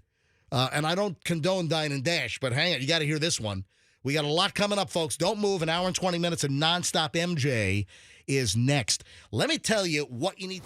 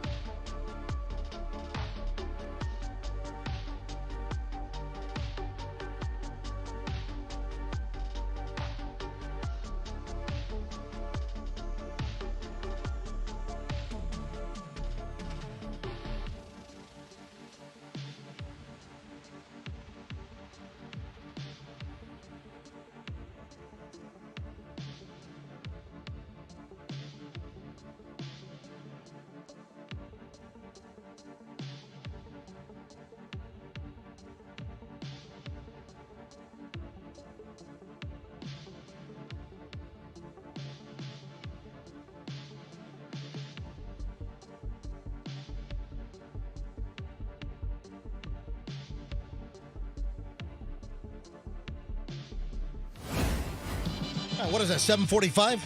Okay, Pat the traffic guy. You hear him in the mornings here with, I'm Pat George with traffic, you know, the whole deal. I have a question for Pat. In fact, folks, this is going to launch a brand new segment. Occasionally, we will play Ask Pat the traffic guy. So, Fester, why do you look all disheveled and you look all scared and confused over there? I just almost got into a fight with Pat, the traffic guy, in the hallway. What's the question? What's his question? I'm not going to get down there and have him ask, what's his question? What does he want to ask me? What did he say? Am I going to get ambushed? Yeah. He What do you mean? Pat. What does he think this is? He's a part of the MJ Morning Show team. He's Pat the traffic guy. Hey, with traffic, I'm Pat George. You know? Pat is a valued member of the team. I've got a question for Pat, and it's a very relevant question. So Pat is bent out of shape. He thinks that he's walking into some kind of trap. Didn't we trap him last time with something? With what? What was it? There was something he came in and I think you're right. What was it? I think there was a booby trap last Pat time. on the air. What? I don't know if everybody was here, but we found out that Pat's the one that ruined the Hooters card for all of the radio people. Oh, that's right. There was something after that. Yeah, there was. Andrew, you remember what the other Pat ambush was? Where I called him in for something? It was something about, I know. It had to do with like a studio. Somebody said something to an engineer. Oh, right? MJ commented about how one of the production studios, they're building using like the cheapest materials, like balsa wood and like duct tape. Yeah, I thought they could have done a better job with the furniture in one of the... They're starting to rebuild the studios. And I thought that the furniture in one of the studios was, a lower end, but I had recognized, that this room is getting lower end furniture, but the studios, the on-air studios, like the new MJ Morning Show studio, which, again, I'll believe it when I see it, we're supposed to get better furniture. Anyway, the Pat traffic question of the day. Well, I don't think we're going to do it every day, but Ask Pat the traffic guy happens at 7:45. And why is he all twisting in his panties all of a sudden? Because there's the unexpected. Okay, well, that's the MJ Morning Show. It's the unexpected. You got the Amazon Prime thing today. Do I have a list of Amazon Prime items? No. Listen, my position on Amazon is how much freaking richer do you want to make Jeff Bezos? I mean, I look for ways, And I'm not going to lie. I mean, sometimes there's a convenience factor in certain things. Like I'm getting ready to go scuba diving on Friday. I'm leaving for Little Cayman on Friday, and I wanted to get a spare set of Mare's fin straps. Oh, yes, Mare fin straps. And believe it or not, I was able to get the hair gel I like and fin straps delivered in one day. In the same box. The same box. I got my my Al Pacino hair styling gel. It's called Pacino's. Seriously. Pacino's, a big old bucket of I like pomade, Pomade. They got a whole bunch of different like clays, and with my curls, I have to, when I get out of the shower, I've got to put a gel product in my hair, or else I'm looking like Art Garfunkel. Yeah, all right, I mean, it's not a good look for I you. get a huge like frizz factory going on. It's out of control. So I've got to put a gel in my hair, and that puts the curls together. So same box on Sunday. Saturday. Listen, this is crazy. I do recognize Amazon for convenience, but I'll go for months without ordering from Amazon. Okay. Michelle and Chloe, a little different story, but I'll go for months. I will try to buy from a smaller operator. I will try to go brick and mortar. But I needed some more hair gel, and I needed these little fin straps for my Mare's Quattro fins. I just wanted a spare set in case the bungee breaks. Yes. So I want to put that in my travel kit. Good. So I fin straps and hair gel all in the same box. But I do look for other ways to make purchases other than Amazon. But we can't deny that today is Amazon Prime Day. It's today and tomorrow, right? It's the 16th and the 17th. And I'm going to tell you right now, I'm buying nothing for Prime Day. There's nothing I want. However, I would be remiss and completely out of touch if I didn't recognize that today is Prime Day. And, hey, where's the corporate letter this year? Remember over the last couple of years? Like the digital web department here, like at corporate, they were sending out like all kinds of like emails, tip off your audience to all of these Prime specials. Yeah, once an hour, mention the Prime specials. I'm like, what? What are they on stock in Amazon? What do you want? You know what it is, MJ? Yes, what? I typed in Amazon Prime Days into Google. Yeah. And then under news, Yep. every website has a listicle of the Yeah, top 20 I things, know. the top 45 things, Yeah. the top 80 things. Because it's all about clickbait. Right. And that's, You know what? Hold on to that thought. Let me go to phones here. I'd be out of touch if I didn't recognize that a lot of people are buying all kinds of crap for Prime Day. Sure. Do me a favor. Let's open the phones here. Let's take some early phone calls. And I'd like to hear, what is in your sights? What are you targeting? what did you wait to buy? Yeah, what are you buying? What do you have your eyes on? What hot Amazon Prime deal today and tomorrow are you ordering? I'll grab a couple of calls here. What item do you think is, and you got to be careful. I mean, not all are good deals. I think they do have some good deals. But let's go to phones here. 800-990-1047. 800-990-1047. What are you jonesing for? What is on your Amazon Prime shopping list? What are you pulling the trigger on? Maybe I should not say that in the light of recent events. Just this Or week. yeah, I said targeting and pulling the trigger. I mean, maybe Just too this soon. Week. Yeah, maybe back off. All right, let's go ahead and go to phones here. What are you zeroing in? No, I shouldn't say that either. What do you want? What do you want? What's in your shopping cart? What are your Amazon Prime wants? Which items? Let's go. Fire up the phones. 800-990-1047. I'll grab a couple of calls here. Tell me what you think is an amazing deal.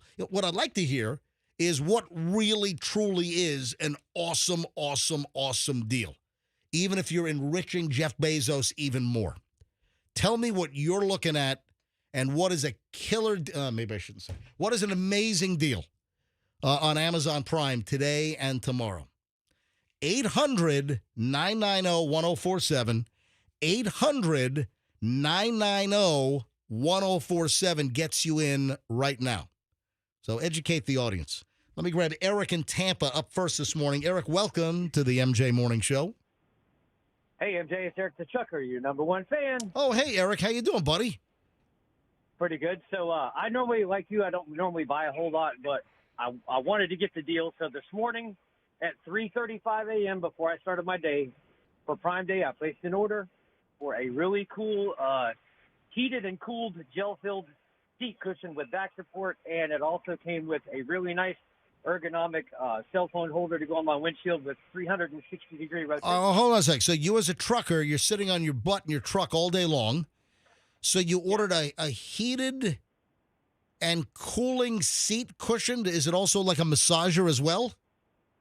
Yes, a massager with the back support, and it also came with a free cell phone mount that is wireless charging with 360-degree rotation. Oh, wow. All right, and how much is this item regularly, and how much is it on Amazon Prime Day? Well, if you buy it as a bundle, normally it's $39.95 for the bundle, but for Prime Day it was $19.95. Wow, that's significant. Okay. Yeah, that's $20 off. That's not bad. And it'll be here tomorrow by 3 p.m. Wow, so you've already placed the order. So, because there could be a run on these after you just revealed this. So you got yours locked in. Yeah. We're going to flood the market with Eric's call. Eric, thanks for the call, buddy. I appreciate it. Thanks, bud. 800-990-1047. What do you think is an unbelievably good deal for Amazon Prime Day today and tomorrow? What are you putting in your shopping cart? What have you already purchased? What do you have your eyes on? Have you just been made aware of an amazing deal that you just found out about? 800, don't get suckered into, is the price really that good? I mean, make sure you're getting a really good deal and just don't get, pulled into, it's Prime Day, I got to buy something. All right, if you have any hot tips, folks, 800-990-1047, or what you're eyeing, 800-990-1047 gets you in. Perry in Clearwater. Hey, Perry, welcome to the MJ Morning Show. Hey, thanks, MJ. Great to hear you guys. Yep. What are you doing? It's not about what I'm ordering so much as what I put in my cart a couple of days ago has now increased in price leading up to Prime Day. This is what I'm looking for. Yeah, I had a... Hold on a minute. Breaking news on the MJ Morning Show. So, Perry, you had something in your cart, and it was cheaper prior to Amazon Prime Day?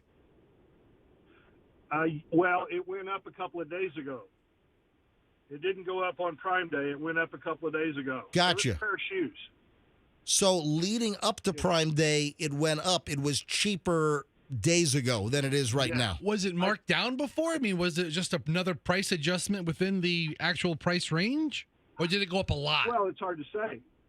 I put it in there at $70, and the next day it was $80 and went up $10. Whoa. And that was 2 days ago. Yeah. 2 days ago. Yeah, that's an increase that is... explain that to us, Mr. Bezos. Yeah, Bezos. How about that, Jeff Bezos? Perry has some questions. Yes.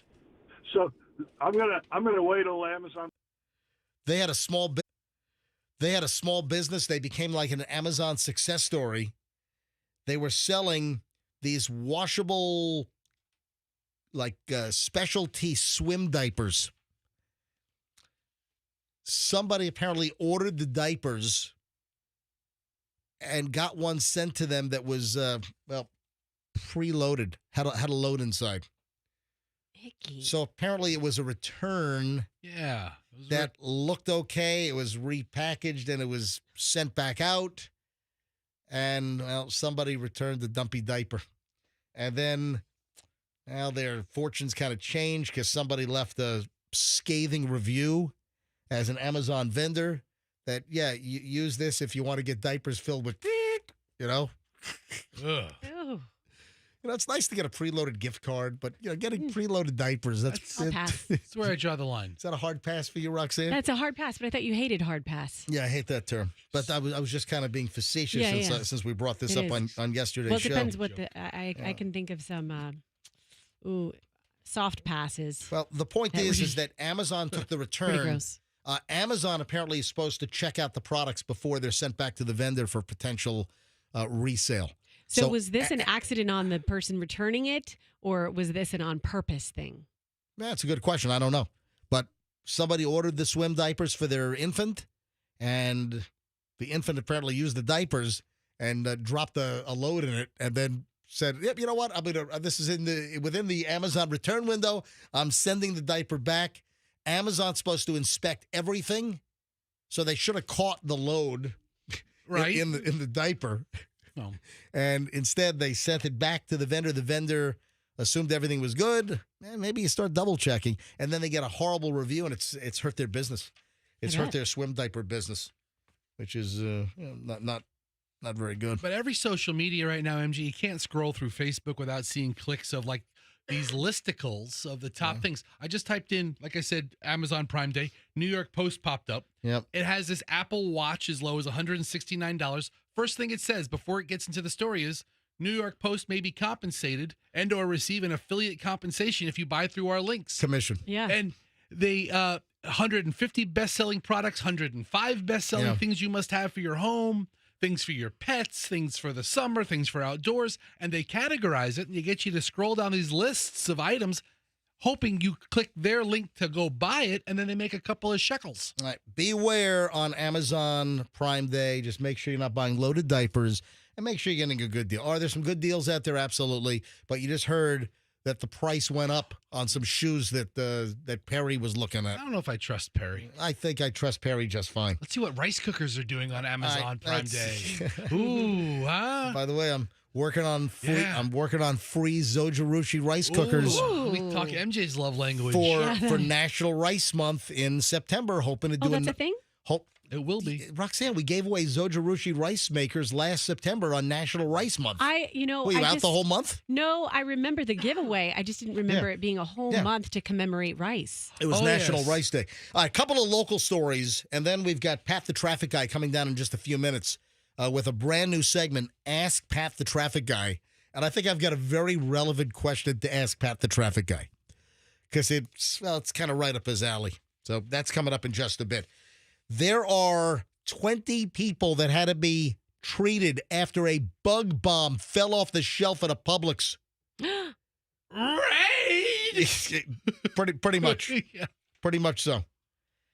More than a dozen people, it looks like 20 people, had to be treated by fire and rescue. A bug bomb fell off the shelf at a Publix yesterday morning. Dude, it hits the top of that canister, it's going off. Yeah. So this happened over in Palm Beach County or Palm Bay. So where's Palm Bay? It's over on the other side. Yeah, but it's is north it of- is it Martin or Stewart area? Look for Palm Bay. Yeah, Where is that? Is it Martin County? I feel like it's north. Brevard. It's Brevard. even further north. So it's Brevard County. But I didn't know a bug bomb can fall off. I know we've done stories over the years where people say, "Oh, my apartment, according to the square footage measurement to set off the raid bug bomb, all I need is one bug bomb for 977 square feet. That's all I need. So if one is good for 977 square feet, then I ought to put 12 or 15 in. Yeah, I should Just really get to 'em. really be sure. And then you have the people like they light their apartments on fire, because they put in too many bug bombs. Should that be left up to the professionals? No, get a couple of these raid. Just don't overdo it. On Amazon Prime, they have home tenting. They have home tenting kits. You buy your own home tent. Your own poisonous Vicane gas and everything. You just do it yourself. What could possibly go wrong? DIY it. Yeah, it's like $39.95. Do-it-yourself tenting. No, I'm kidding. Have you ever used one of these? Hire the professionals like Magnum Pest Control for your tenting. Yes, what? Have you ever used one of these raid foggers that you pop off in the middle of a room? That's the deal. Have you ever used one? No, I haven't. Okay. No, I haven't. I'm sorry. I haven't been infested with cockroaches like your place, apparently. Okay, listen. I've had a storage unit once, and there was a couple of critters in there. I had to set it off at a storage unit and then kill the critters.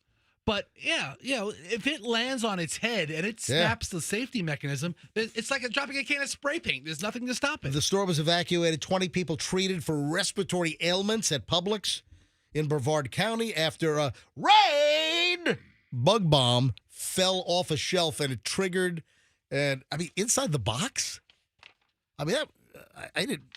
You have a protective box that it snapped the head off or something and just the whole bug bomb went off. 20 people had to be treated, so careful. Ladies and gentlemen, Pat the traffic guy just walked down. Hey, Patty. And we're about to launch a brand new segment here on the MJ Morning Show. It's the maiden voyage of, and we've asked you questions in the past, but this is the maiden voyage of Ask Pat the Traffic Guy. And I thought this was very relevant because you are the traffic guy, and I'm curious about something. And, Fester indicated that you're a little concerned, that you want to know if I'm going to ambush you with something. Well, every time I walk down here, it's like dead man walking. Yeah, the last 2 times have been big ambushes, right? Hold on, like what? What have I hit you with that was uncomfortable? Well, the Hooters card. That wasn't uncomfortable, Pat, as much as it was just revealing something. Yeah, we're revealing something, all right. I had a couple people tell me that was very funny. It was. And I didn't think that was very funny. And the Hooters story is that Hooters locally... forget that. Hooters locally for years, decades, giving radio hosts a Hooters discount card, which was good for 50% off. Not anymore. Yeah. Any Hooters around the country, 50% off. And apparently Pat George, our traffic guy, ruined it for every air personality, every media celebrity that had one of those Hooters 50% off card. Because Pat apparently was at some event where the check was like $2,000. Well, no, it was like $1,300. Oh, my $1,300. And then you said, "Hey, I've got a discount card." But it wasn't even your event. You just whipped out your card and you enabled them to get the 50% off. What waitress would take $650 off a card? Well, Hooters waitress. Well, it's a 50% off card. That's what they did. Yeah, I mean, they're respecting you. That gets back to corporate, and then Pat spoiled the whole 50% discount card for everybody. It was supposed to be a joke. Yeah. Nobody's laughing, Pat. I've not had a Hooters discount card since about 2010. Well, I don't have one anymore. I talked to the Hooters people last week, and so where's my card? They haven't dropped one by for me for many, many years. No. Anyway, so Pat, I've got a question. Ask Pat the traffic guy. Okay. And I think this is very relevant. Yes. You know, I've been doing traffic in this city for 40 years. A long time. A long time. Hope it's a good question. Everyone knows. Everyone knows Pat George, the traffic guy. 40 years. So I'm pulling into the parking spot this morning. Okay. And you're driving a minivan today. I think I've seen the minivan for a couple of days now. It's not mine. All right, but this is why I'm asking the traffic guy. So you have a pickup truck sometimes. Right. There's a smaller car I see sometimes. Right. And now you're driving a minivan. Correct. Like a soccer mom van. Right. So I'm pulling into the spot, and I noticed that the whole left side of the vehicle is all side-swiped. I'm sorry, the right side, because you backed in. Right. The right side of the vehicle is side-swiped. Right. May I ask Pat the traffic guy, what kind of traffic accident was that vehicle in that the whole damn side of the vehicle side-swiped? Listen, my friend left this in my driveway 2 months ago. He's in the Philippines, and he taught his wife how to drive, and apparently she did that. So it's not you. It is not me. Listen. Does your friend know that you're driving his vehicle? Yes, he does. Oh, really? Are you sure about that? Yes. So your friend's in the Philippines for how long? Well, till August 5th. For months, and you're just, putting miles on his car? Listen, his side my swipe. Brakes went out in my pickup.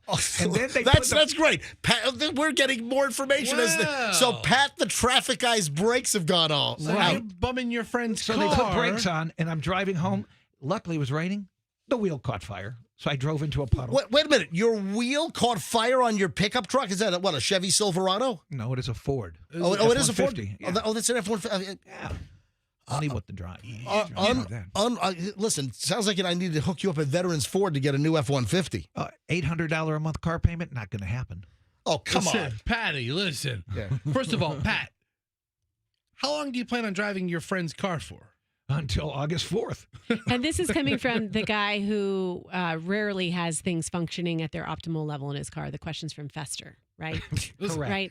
I know all about that. I just thought it was funny you're driving a vehicle that's like all sideswiped. Like, you know what it looks like? It looks like the driver fell asleep and veered off and hit a guardrail. Right, hit a guardrail. Is that what happened? No, I don't know. It's like, whoa, oh my God. And on I-275 North, we have a sleepy driver that's kind of veered off into the shoulder and just ran along a guardrail. You know, I'm really driving that because it has air conditioning. My pickup doesn't have air conditioning. Man, Pat, I park next to this guy every day, and I look over at his vehicle, and I'm so jealous. Look at that because nice it has vehicle. because of the air conditioning. That guy must be making a lot of money. Yeah, well, listen, Pat, do you realize that people are actually avoiding you more in traffic? They're actually driving around you because you have a whole side swipe Listen, side. I don't speed. I drive in the right-hand lane. Everybody drives around me. I just love it. Pat, the traffic guy, is driving a vehicle that looks like it was in a serious sideswipe accident. Pat is an incredibly safe driver. Why don't you return the vehicle with like the rear bumper hanging off? Yeah. That's what you ought to do. Would they Let me even ask you, notice? Welcome back from the Philippines. How many speeding tickets do you have? Last speeding ticket I had was 1992. Okay, I've never had one in my life. The and last- I've never had an accident. The last speed, I'm sorry, 91. The last speeding ticket I had was 1991, and it was some gung-ho New Jersey state trooper in an unmarked vehicle, just 3.5 minutes out of the Marine Corps, and with the New Jersey State Police, I get pulled over. I was paced. I was doing 65 in a 55. I mean, talk about a bogus BS. All kinds of cars are all around me, just flying by me, and I get pulled over. Luckily, I paid the fine, and I called the courthouse. This is a great story. It was like Bergen County, whatever it was, whatever county. I called down to the courthouse to get the instructions. Hey, I want to pay for the fine. And then I get into a conversation with the woman, and I'm like, yeah, I don't want the points to show up on my license. I got a Florida driver's license. I don't want, well, hold on. That was 90. No, I did not. That was Virginia still. It was 91. So I had a Virginia driver's license. I didn't move to Florida until 92, the following year. And I said to the clerk, he was very, very friendly. Yeah, I want to send in the payment for this thing. And I got the address, mail a check in. And I was saying, yeah, I just don't want my points to show up in Virginia. And she said, yeah, we're reciprocal with Virginia as far as the points go. And then she says to me, I'll tell you what, I'm making a note here. I'll make sure the points don't transfer. And that's nice. Yeah. And she did you a solid. Yeah, she did me a solid, and the points didn't transfer. So anyway, ladies and gentlemen, Pat the traffic guy. I didn't do it. All right, that's your story. Listen to these traffic reporters, MJ, bragging about what great drivers they are. Yeah, I asked for that from AAA one day because I needed to show that for the job that I had, and they gave me a blank piece of paper. I go, what is this? They go, that's your driving record. It is completely clear. Yeah. Well, thank you very much, Pat the traffic guy with a perfect driving record. Pat, wait for the next installment of Ask Pat the Traffic Guy. Now, we've got to move on, folks, to one of the more horrific national anthems of recent times. Well, we're going to have Pat come back in and sing the national anthem now? I don't get this. Who is this person again? What's her name? She's Ingrid? Ingrid Andress She's a country singer. is a country star, and apparently she's like a 5-time Grammy nominee. Do we have any of her music in the system, Andrew, with our country and western station down the hall? We got both kinds. We got country and western. Yeah. Yeah, Andrew, see if 99.5 QYK, our sister country station, see if they have any Ingrid Andress.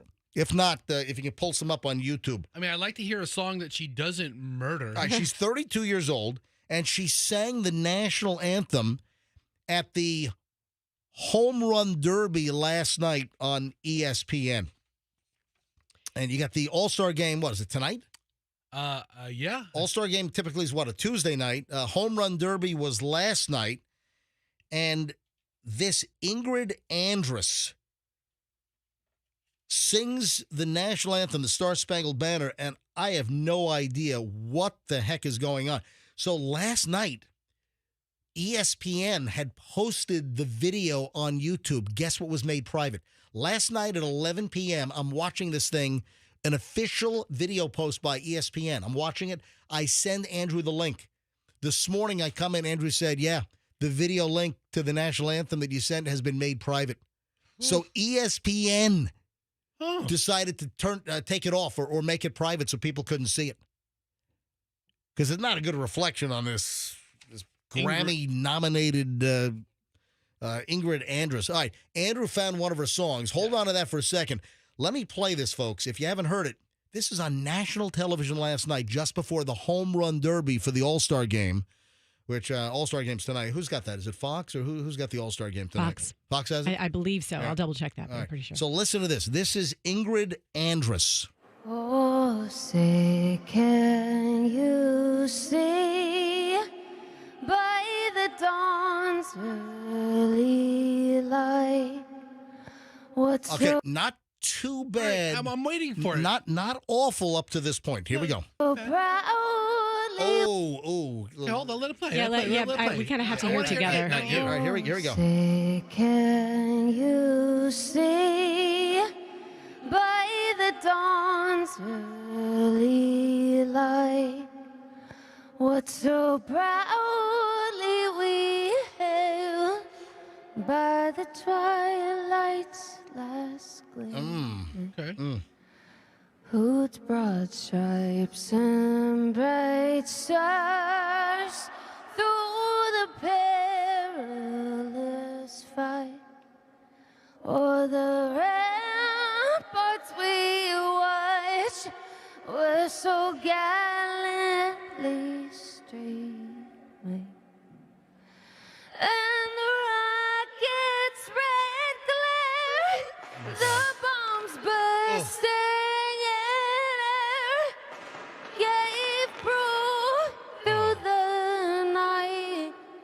that our flag was still there. Hang on. Oh, say does that star-spangled banner yet wave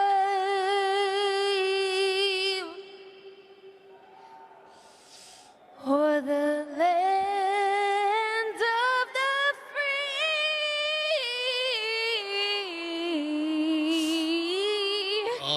and the home of the brave? Oh my God. I think someone dared her to just go out there and do a horrible job. Like, I'll pay. I mean, you have to try to be that bad. How the hell is she a 4 or 5-time Grammy nominee? And not to mention, butchered some of the lyrics. Yeah, I heard that. So, butchered lyrics in the beginning, then just off key. And what was she doing? You could even hear the crowd booing in a couple of spots. Unbelievable. Ingrid Andress. Yes, Rox, what were you saying? It was like she was trying to be too affected and then was just missing every note. I don't think it's as bad as Roxanne. Remember Roxanne back in 1990 in San Diego? I'll say, can you see by the dawn's early light what so proudly we Remember? That was terrible, but she wasn't a singer. You can't compare these two. She was a comic and she's trying to make a joke. I mean, this is somebody who touts herself as a singer. Andrew, you have some Ingrid Andress country music? This is called More Hearts Than Mine. Okay. we hail by the twilight's last. It's at the twilight's last gleaming, so she, not by. Whose broad stripes and Anyway, that's enough. I was going to tell, I think I shared this story one time, but one time I saw Jason Derulo sing the national anthem. Hold on, you mean Jason Derulo? Yes, at a Marlins game.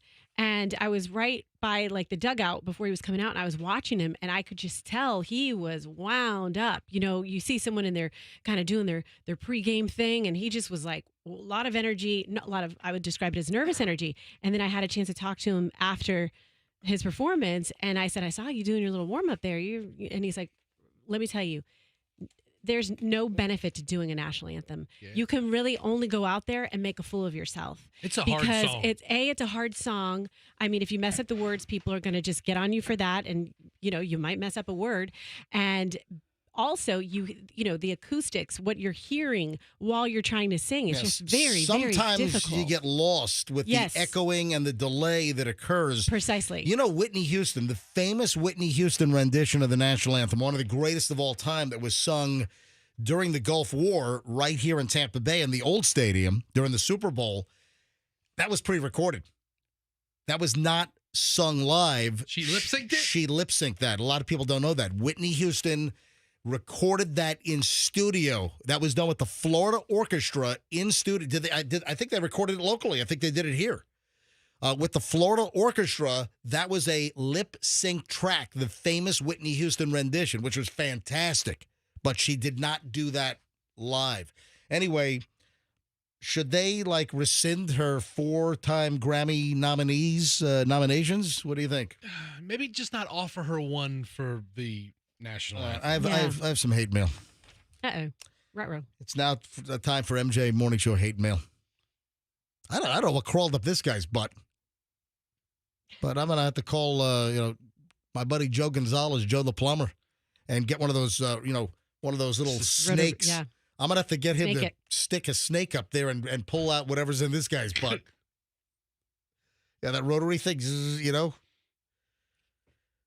I don't get this. Guy sends me hate mail. This comes in at 4:17 this morning. So prior to the show, I'm going through emails like 5:52. I'm looking at email, before we went on the air today, see if there's anything good. And I see the headline, the subject line, so out of touch with reality. Jimmy. You're out of touch. Yeah. So Jimmy, and I'm looking at his email address. His email address is Jimmy Making It Work. That's his email. Jimmy Making It Work. All right, Jimmy. Jimmy's got a big problem with me. Why? What's wrong with Jimmy? The subject line, so out of touch with reality. Jimmy writes, MJ, let me tell you, I had listened to you for many years before I moved to Kissimmee. I'm guessing you will not even open this email, but I must say to you, I listen for the most part on the podcast, usually after my other morning show that I listen to. Okay.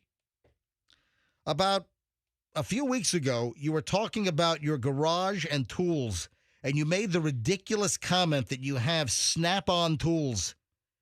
MJ, you have never had a snap-on tool in your hand. I mean, what people focus on, what people get pissed or angry about or feel like they've got a comment. This guy's calling me out because somehow in a conversation I brought up snap-on tools. I don't know. And all right. I have a couple of snap-on tools. Jimmy, as a matter of fact, one of my favorite tools in my kit is a snap-on tool that I've used for years. In fact, I'm probably going to turn it in for warranty because, the snap-on deal, the lifetime guarantee. Lifetime guarantee. I have a lime green driver, a ratchet driver with then the little red plastic. It also, you have the little red box of all the little tips, the flatheads, the Phillips, the hexes. So I've got a little red box with all the tips, and then I've got a lime green. It's like a fluorescent green handle, and some of the plastic is broken. And even though it's, years and years old, I think I'm eligible for a snap-on replacement. Lifetime guarantee means that. Yeah, exactly. So, Jimmy, how dare you? Yeah, Jimmy. How dare you, Jimmy, making it work? How dare you, Jimmy, call me a liar on my very own show in my email, mj@mjmorningshow.com. You know what, folks? I'm not afraid to confront the hard truths. That you actually have this brand of tool. I have a few snap-on tools. So, Jimmy, what is so far-fetched? Why would you say, MJ, you've never had a snap-on tool in your hand? What would stick in this guy's craw? What would be so angering? Why is this guy making a mountain out of this? What jammed in his butt? This guy, Jimmy, get her done. What's his Jimmy name? making it work. Oh, sorry. How about Jimmy's got a claw hammer up his ass? How about that? At gmail.com. I mean, do you think it could be something else? You think this really has nothing to do with what he's really mad about? The tools? He's just picking on the tools? I don't know. If Jimmy is a mechanic or a repair guy or works with machinery. Sounds like he's a handyman.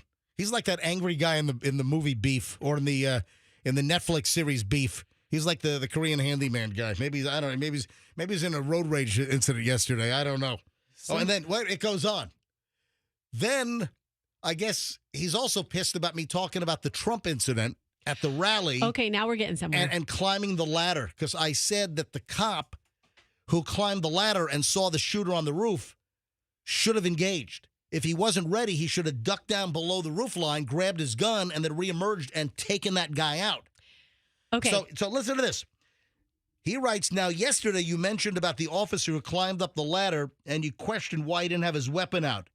Then you make another ridiculous statement because it's always about you and how you can climb a ladder with a paint can.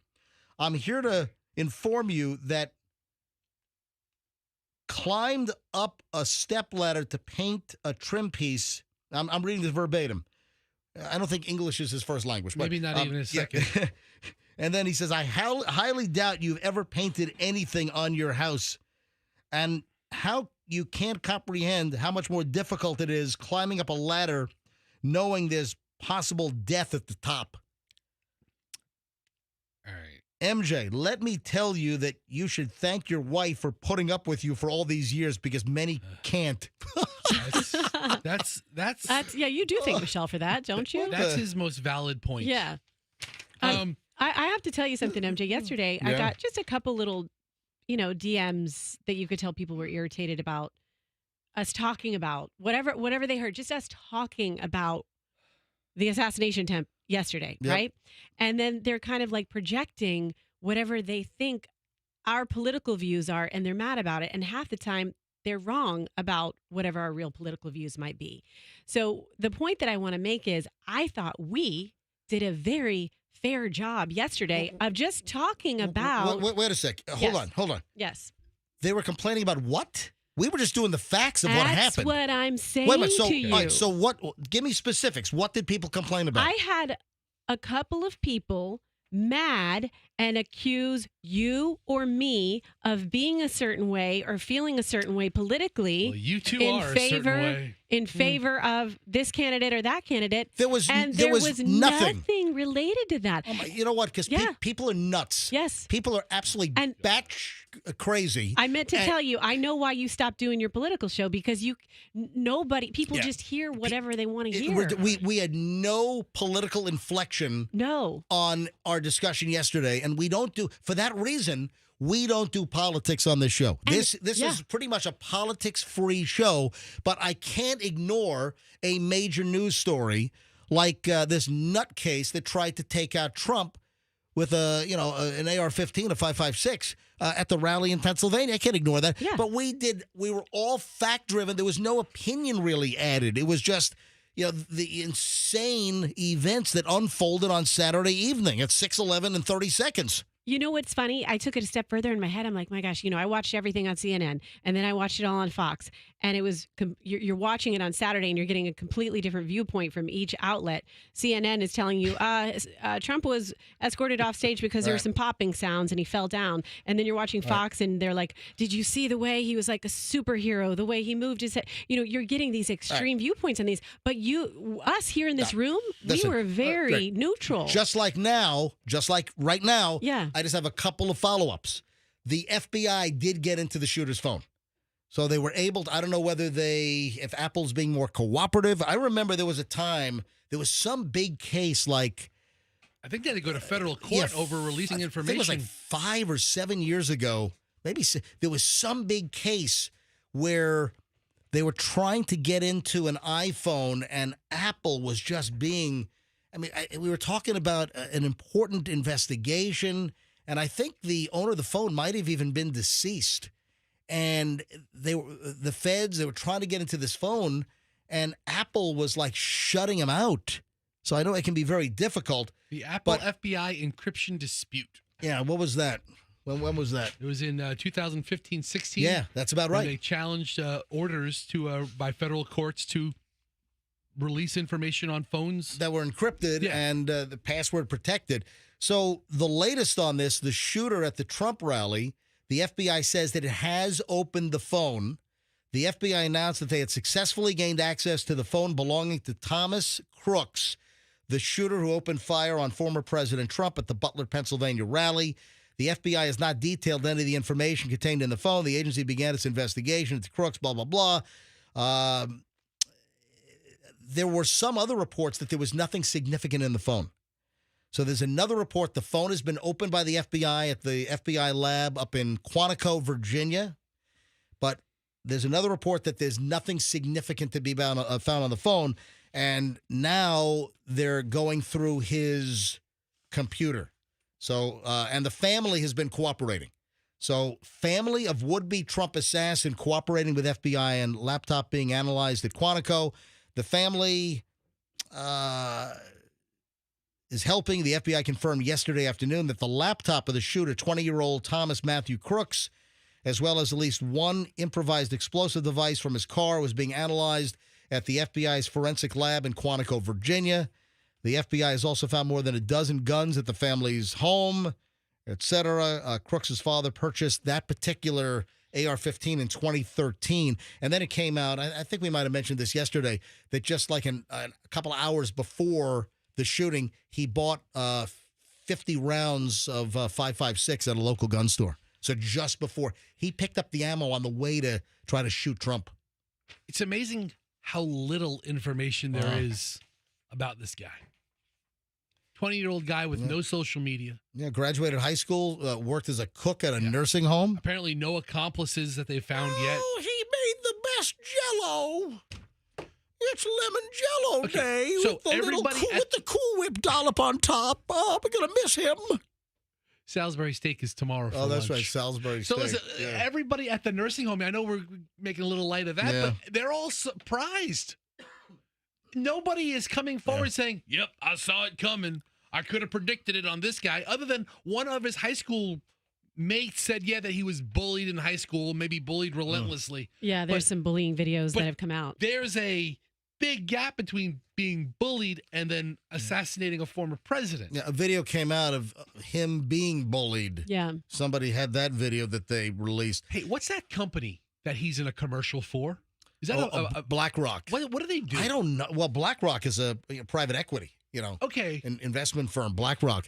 And he was in some video. How did he get casted for that? At their high school. I have no idea. He's in a classroom in some scene for a commercial or video for BlackRock, which is a PE, private equity investment firm that owns a huge amount of the stock market. That's terrible news for BlackRock. Yeah, it's and they pulled whatever the video was. They yanked it. I don't know how your question is valid. How the hell did you get cast for that?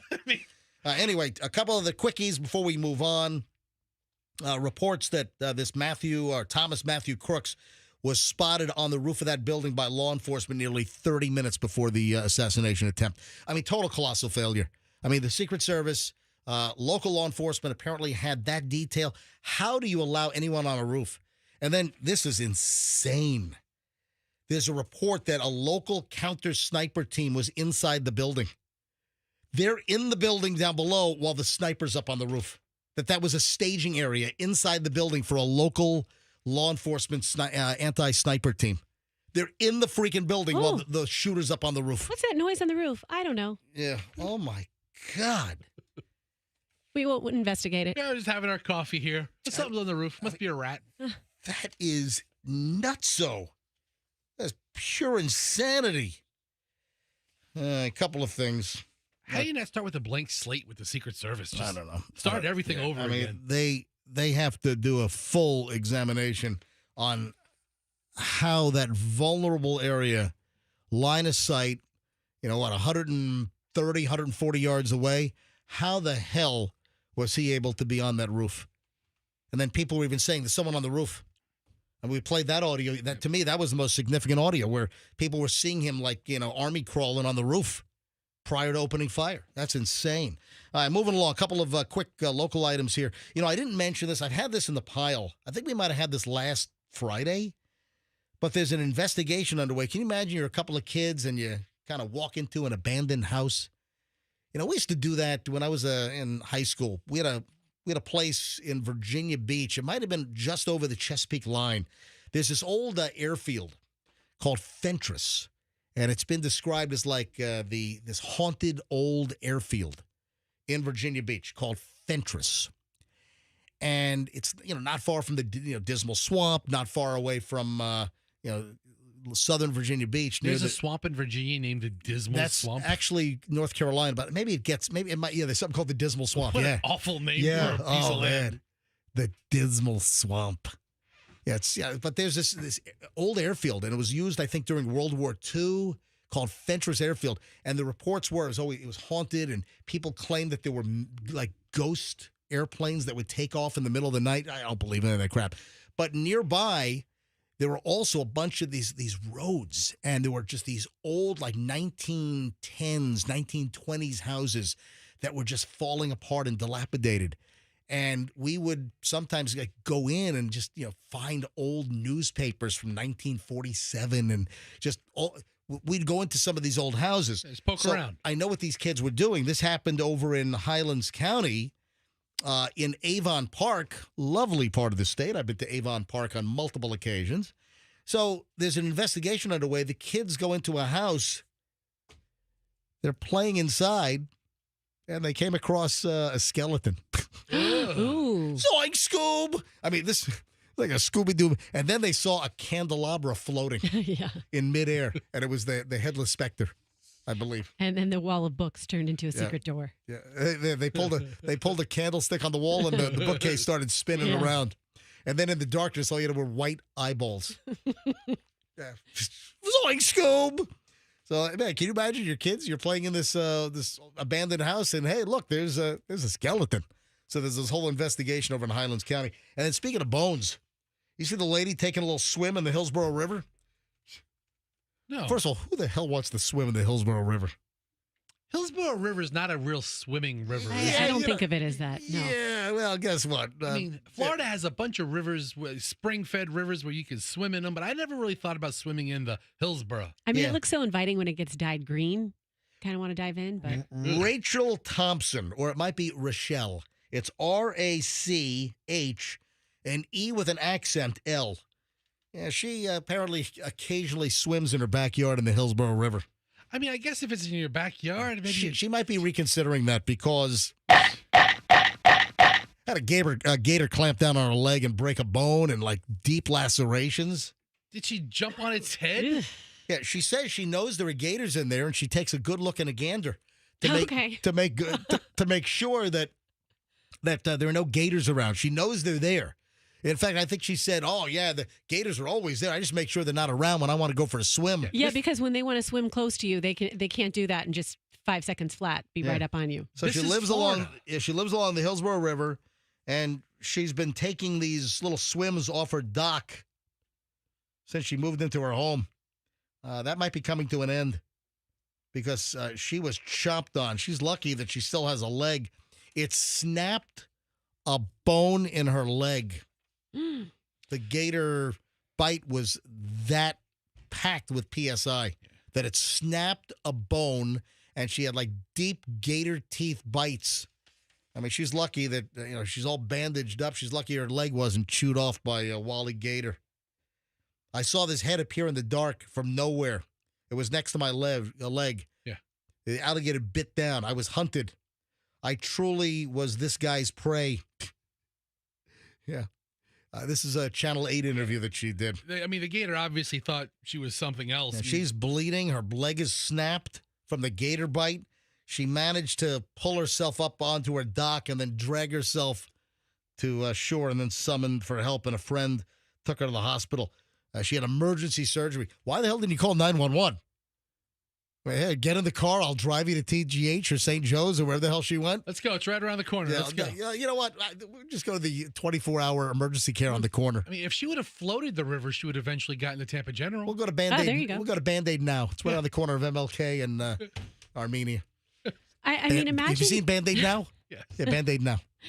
Imagine, in addition to gators, I mean, I'm sure there's some nasty snakes in there too. Oh, yeah. There's nothing good about. Again, who the hell wants to swim in the Hillsborough River? I think I'd rather swim in the Gowanus Canal up in Brooklyn. Yeah, look that up, folks. That's like a super fun cleanup site. No, Hillsborough River is not a polluted river. Nah, listen, that water. I'm sorry. It's okay. It's a river. I mean, it starts up, in the middle in Central County. And I've got some scuba diving buddies that just did the Hillsborough River cleanup in downtown Tampa, and they said it was just nasty. Yeah, they pulled out like 24 more scooters. I was going to say, you can get your scooters there. Barnacle-encrusted scooters. Well, are you ready for the Hinge story, man? This is a Hinge dating story where the dude dined and dashed. Listen to these manipulative, let me say that slowly. Listen to the story behind these manipulative little, would-be dates. This guy meets a woman on Hinge. I saw a video this guy cut. It popped up in my Instagram feed. Yeah, this guy is sharing the story of a Hinge date. Hinge, one of the dating apps. What do you have? Tinder, you got to swipe, and you got the Hinge. Farmers Only. But whatever. There's a whole bunch of these, dating apps. So this guy is detailing his story of met somebody on Hinge, and they decide to go out for a bite. The guy posted the video and talks about why he split mid-date. Listen to these entitled, I think, scamsters, clearly trying to freeload, get an expensive dinner, jam up the bill. And this guy fled mid-date. Wait to hear the details here. John is the guy's name. And he said that the date was pretty normal. It all started normal. Connected with this young woman on Hinge. And she said, yeah, let's go to dinner. He said, yeah, let's do something casual. Maybe we'll get some sushi, get a salad. The date, this Hinge match, the Hinge girl says, you know what? I want hibachi. Okay. So she says, let's go to hibachi. And he's like, all right, let's go get hibachi. Then there was a little bit of a twist. When the date shows up and meets John at hibachi, she had a girlfriend in tow. She brings another girl on the date to the hibachi place. I could see going on a date and bringing someone as like a safety mechanism. Stop. No, if you're in a public place at a restaurant, you don't bring. If you're on a date, you match somebody. You don't bring. But you tell them in advance. No, You're not 14 going on a date. You don't bring somebody on a date after you match on Hinge. All right, so here's the deal. Well, I'm not a Hinge matcher. I'm not on there. I don't know the protocol. She shows up, and she and the friend, they start ordering drinks. So they start rolling out the alcoholic beverages. And John says, all right. Then they start ordering a whole round of appetizers. All right. The girl and her friend. But then it goes on. John says, you know what? I'm just going to be easy. I'm going to have the chicken and rice. The girls say, we're going to have surf and turf. Like, they're going for the most expensive stuff on the menu. They're going for the filet mignon with the lobster tail, the whole thing. They're really trying to jam up this check. So the girl and her friend. And John's like, what the hell's going on here? The drinks, the whole round of appetizers. Now they're going for the most expensive option on the hibachi menu, surf and turf. So this guy says, geez, I'm being set up here. I'm being set up to foot this big, giant tab, this big, giant bill. And when it came time to settle the check, John's sitting there, two girls, who just stuffed themselves. They probably look like that I can't eat another bite guy. How about a Waffa Mint? A Waffa Thin after dinner mint. Yeah. So when the bill comes, John says, hey, I'll be right back, so I want to go to the bathroom. John split. Good for him. Yeah, Good move. John left the girls who intentionally jammed up the bill with alcohol, full round of appetizers, the most expensive items on the bill. And John just goes to the bathroom and doesn't come back, leaving them with the bill, which they totally jammed up. Then John, in this little video, said he felt bad. So he called the restaurant to make sure that they didn't split and stiff the restaurant. And the restaurant said, nope, they remembered the incident. They remembered the situation because it must have unfolded that John left and it must have been awkward. They're trying to settle a bill and the two girls are sitting there. John never came back. They thought John, the man, was going to be all chivalrous and would cover their gluttonous bill at the hibachi grill. So he calls up and the restaurant said, no, another guy came in and paid the tab for them.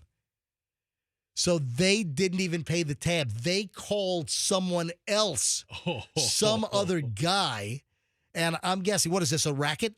Are these girls involved in a racket just to, the one girl matches, they go out on a date. Take the girlfriend, jam up the bill at expensive places, and then have the guy foot the bill. It sounds like that's the racket. Because then the girls called some other guy, according to the management at the Hibachi Grill. Some other guy showed up and paid the bill for the women. So this is their thing. 30 minutes. 30 minutes later, after John had split, and the girl's like, oh, my God, where'd this guy go? We were counting on him to pay for the whole damn thing. They call some other guy who shows up 30 minutes later and covers the tab. So what kind of sucker is he? What is he, another Hinge date sucker? Oh, hey, it was so great to see you on our last date last week. Hey, I got a little problem. I don't have my purse, my wallet. I'm at a Hibachi Grill. Can you come on down? And some schmuck on wheels came down and paid the tab for these freeloading hussies. I want to see a picture of these girls. Yeah, seriously. Yeah, we don't have that. I wish we did too. I want to see a picture of John. Yeah. This is John. Yeah, on the video. I've got John. Yeah, on the video, John says these two suckers called another idiot to come pay their bill, and the idiot actually did. He said there's no saving them. They are not good people. Yeah, then, people are commenting on the video. One of the comments was, I had a woman order food to go for her roommate on a first date. That's rude. I mean, I've seen stories where people said, hey, can I get some to-go meals for my kids? Or Yeah. Yeah. So the guy said, I complimented on her on how nice that was to bring, dinner for your roommate. And then I asked the waiter for separate checks. Surprise! Surprise! Wow. Yeah, I'd be uncomfortable going out with someone who I didn't like that much and ordering surf and turf. Like, I would feel bad doing that. If I go on a date for the first time, and thank God I'm not in this world, but I would, if I didn't like them right off the bat, I'd be like, okay, I'm just gonna have a salad. Why isn't, and I'm not, again, like Roxanne, in this dating realm, but why isn't the rule Dutch? Why isn't that the unwritten rule of these dating sites? Sometimes it is, but we're in a world and a culture where on dates, the guy has typically picked things up. Now, have I heard about more Dutch dates in the past? I have. I have too. Yeah. I tried to make my wife go Dutch recently. Was she like? That did not go over well. Yeah. Hey, speaking of food, 2 people charged with ripping off roast beef at Arby's. All right, I'm trying to think of a little piggy joke. No, I saw this too, MJ. They didn't just rip it off from the counter. No. This is bigger than that. Arby's, we have the meat. Yeah, this is out of Williamsport, Pennsylvania. That's where the World Series. Yeah, Soft Little League. Yeah, or something, that's where the Little League World Series is played. Yeah, Michelle and I and the kids, we drove to Williamsport when the World Series was going on. Yeah. And we were on a road and we pulled off into there was some kind of building, and right in between the building, you could look down into the field. It was like up on a cliff. It was really interesting. We kind of there's a security guy there, and he said, yeah, if you want to park here for a minute and take a look. So, we looked down into the baseball game being played in Williamsport, Pennsylvania. All right, so here's the deal. 2 women working at Arby's, 2 women stole thousands of dollars in roast beef. They were taking the big chunks of roast beef that they slice. Fester, you worked at Arby's for 3 hours, right? It was closer to 4.5 hours. And yes, I was not given clearance or access to the big hunks of roast beef. No clearance, Clarence? No. However, I was. You ever have dreams about gladiators? You ever seen a grown man naked? All right, go ahead. I did glaze some turnovers, though. Yeah, that was your gig. You were doing the swirls, right? That was the first job. Yeah. It's 1, 2, 3, 4, 5, 6, 7, 8. It's 8 swipes of the icing on the turnovers. And the little icing bag? Yeah, the little piping bag, yeah. Shania Aaliyah West, 21, and Stephanie Davies, 63. Now facing felony charges for allegedly stealing more than $3,000 worth of food and drinks from the Arby's on 3rd Street in Williamsport, Pennsylvania. So what happened? The owner of this Arby's, a franchise, contacted police after discovering a discrepancy in the roast beef log sheets over the previous few months. Initially, she believed the roast beef wasn't being measured properly or it was being wasted. She later discovered that these 2 individuals were slicing the beef and hiding it in a non-working oven before putting it in the trash. Manager Kevin Morrison told police the company policy states that employees can take home leftover sliced beef at the end of the shift with permission. They were slicing it, stashing it, and then they were creating giant piles of leftover beef at Arby's. Why? Why were they doing this? Arby's, we have the meat. Apparently, we also have the felons. Yeah, no kidding. Yeah, we've got the pilferers. Arby's, we have the pilferers. So they were creating their own piles of so-called leftovers and then walking out with it. Did they also take horsey sauce? That's good stuff. Yeah, the horsey sauce I'll is pretty take a good. lot of packets of those. Yeah, and right? Stash them for myself I'm later. not mad at the horsey sauce. Yeah, apparently, the manager said that West, one of the culprits here, one of the individuals, was very eager to take out the trash. Oh, I'll take out the trash. Oh, my God. It's so exciting. I'm going to take out the trash. Well, how about the Jamocha shake? Would take the bags of trash out. Then Morrison searched them, realized the extra roast beef was gone. Investigators say that West and Davis had been taking the bagged roast beef from the garbage bags at the end of their shifts for months. So that was their scheme. You know, it's the old employee dumpster trick.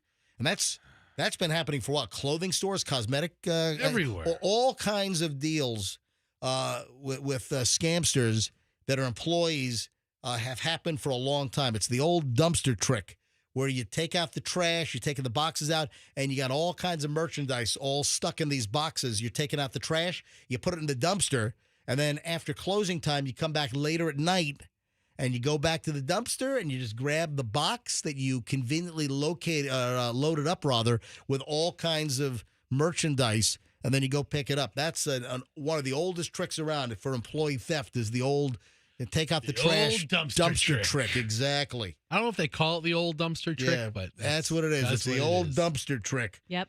Yeah, so they've been taking roast beef from the garbage bags for months. Loss was close to $3,000 that was estimated.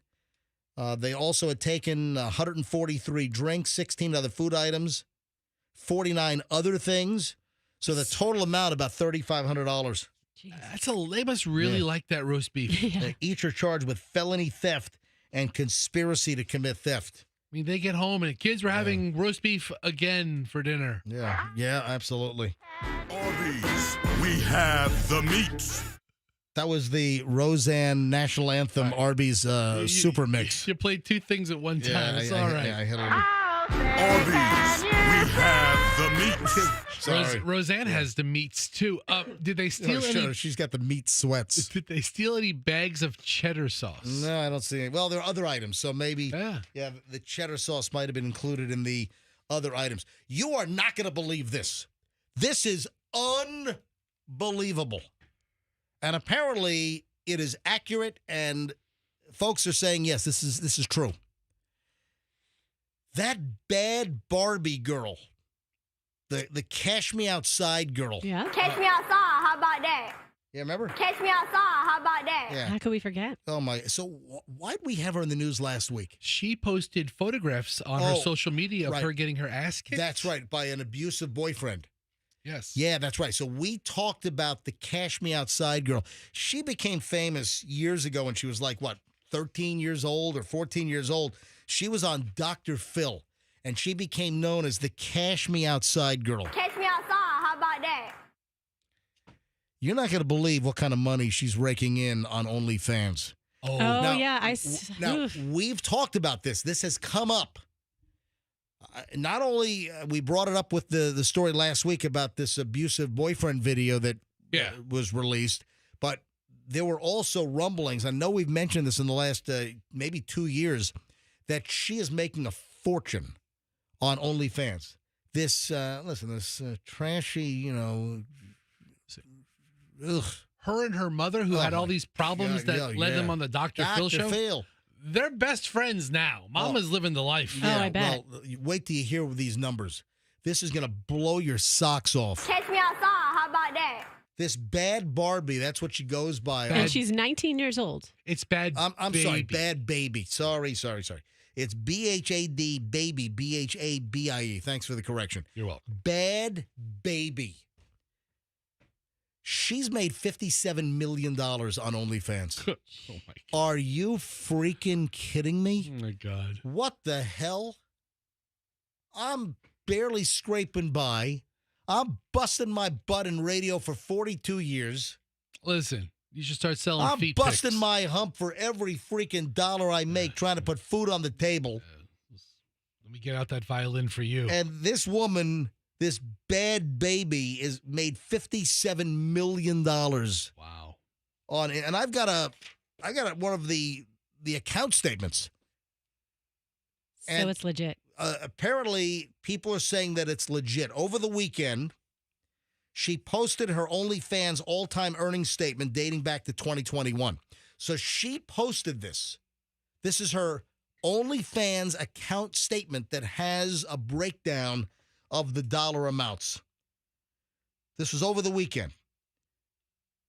Over $57 million. Wow. What does she do on OnlyFans? Like what? How risque? What do you mean? What's her content? Yeah, what's her content like? You know, that's a good question. I don't know. She did shell out $6.1 million for a Boca Raton home. Yeah, I remember. I think we even Yeah. talked about that. But let me go over the balance sheet here of the Cash Me Outside, Dr. Phil, trashy, girl here. I just want to drive my car into a telephone pole right now. From April 1st, listen to this. From April 1st, that's not a bad idea. That's what I want to do. I mean, exactly. This is the world look at I these, live in. Look at these pictures of Yeah. her home. It's All right. insane. This is the account statement from April 1st of 2021 until just a few days ago, July 11th of 2024.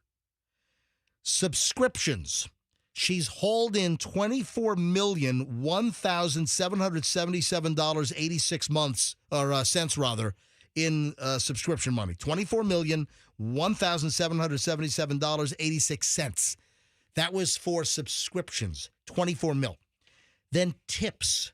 So I guess on OnlyFans, which I've never been on it. I mean, I have a cursory knowledge of how the damn thing works. Yeah, you can leave a tip for the creator. So for whoever the creator, the performer is, you can leave a tip. She's made $578,000 in tips. $578,281.22. Then messages. So I think people can pay to send you a direct message. So you can't just send a direct message. You got to pay. Well, if there's a correspondence involved, All right. you know. She has made more in direct messaging than subscriptions. She's brought in $32,480,699.40 in messaging fees. So a grand total, if you add it all up, subscriptions 24, then you have 578. You've got messages at 32 million. So the total gross is $71,332,786.34. That's gross.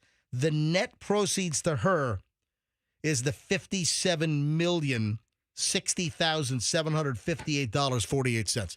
$57 million? Are you freaking kidding me? That's insane. I mean, good for her, but wow. I just found an older story. She is the record holder. When she first launched her site, she made $1 million in 6 hours. Yeah, she was like the quickest to make the most money right out of the gate on OnlyFans. And I think she still holds that record. Oh, my God. I mean, just some adultish content, risque poses and wearing, bikinis? I don't know to what extent, how far to the edge she goes with her risque content. But who the hell is putting $57 million in her pocket? What is it that drives folks to this? I don't get it.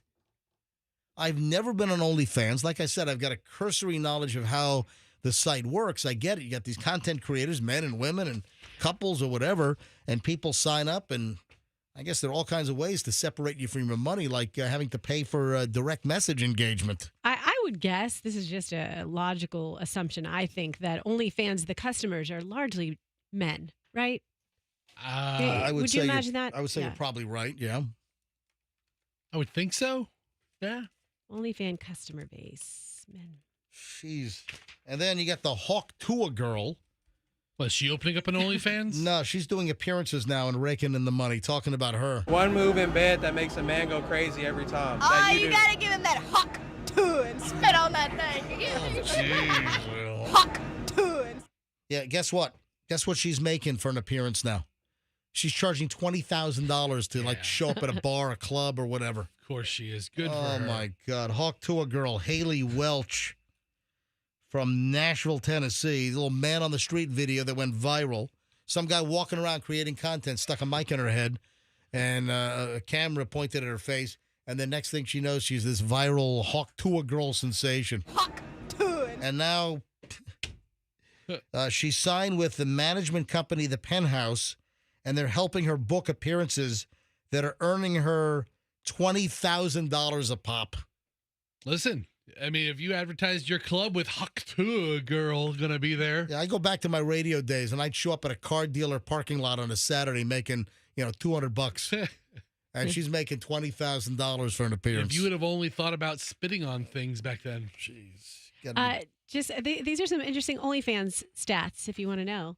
Most fans are male, and the average OnlyFans user is a 29-year-old making $42,000 a year, and most content creators are women, more than 70%. Yeah, I don't doubt that.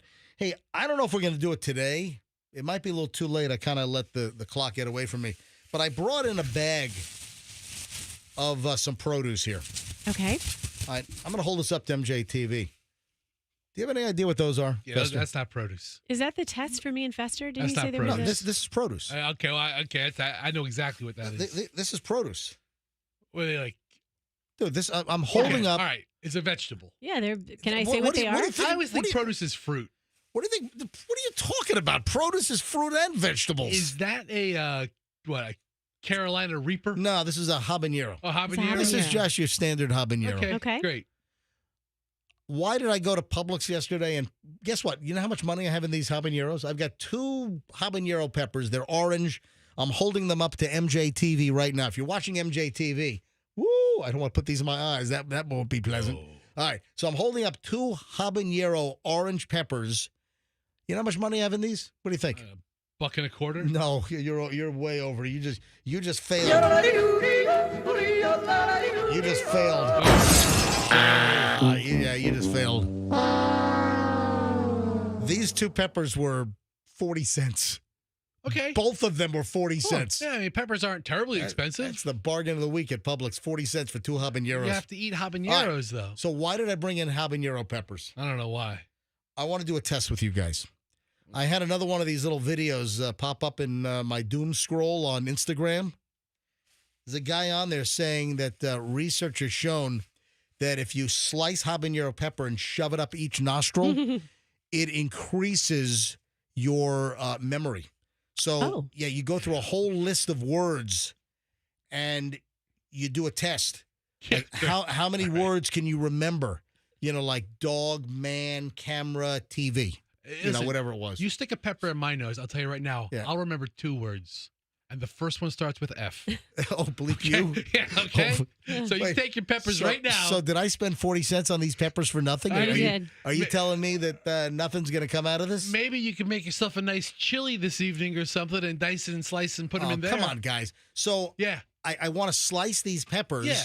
I want to have you guys shove 1 slice of habanero pepper up each nostril. And then I'm going to give you a list of words. I'm going to do it first without the peppers up your nose. And then we're going to jam the peppers up your nose. And apparently, when you jam habanero peppers up your nose, it increases your memory capacity. You can remember a string of words better than having non-peppers jammed up your nose. You're on your own on that one, buddy. I saw an article that if you take a habanero and you keister it, you actually become an expert at geometry. So let's try that with you afterwards. Blowing flames out your butt. Yeah.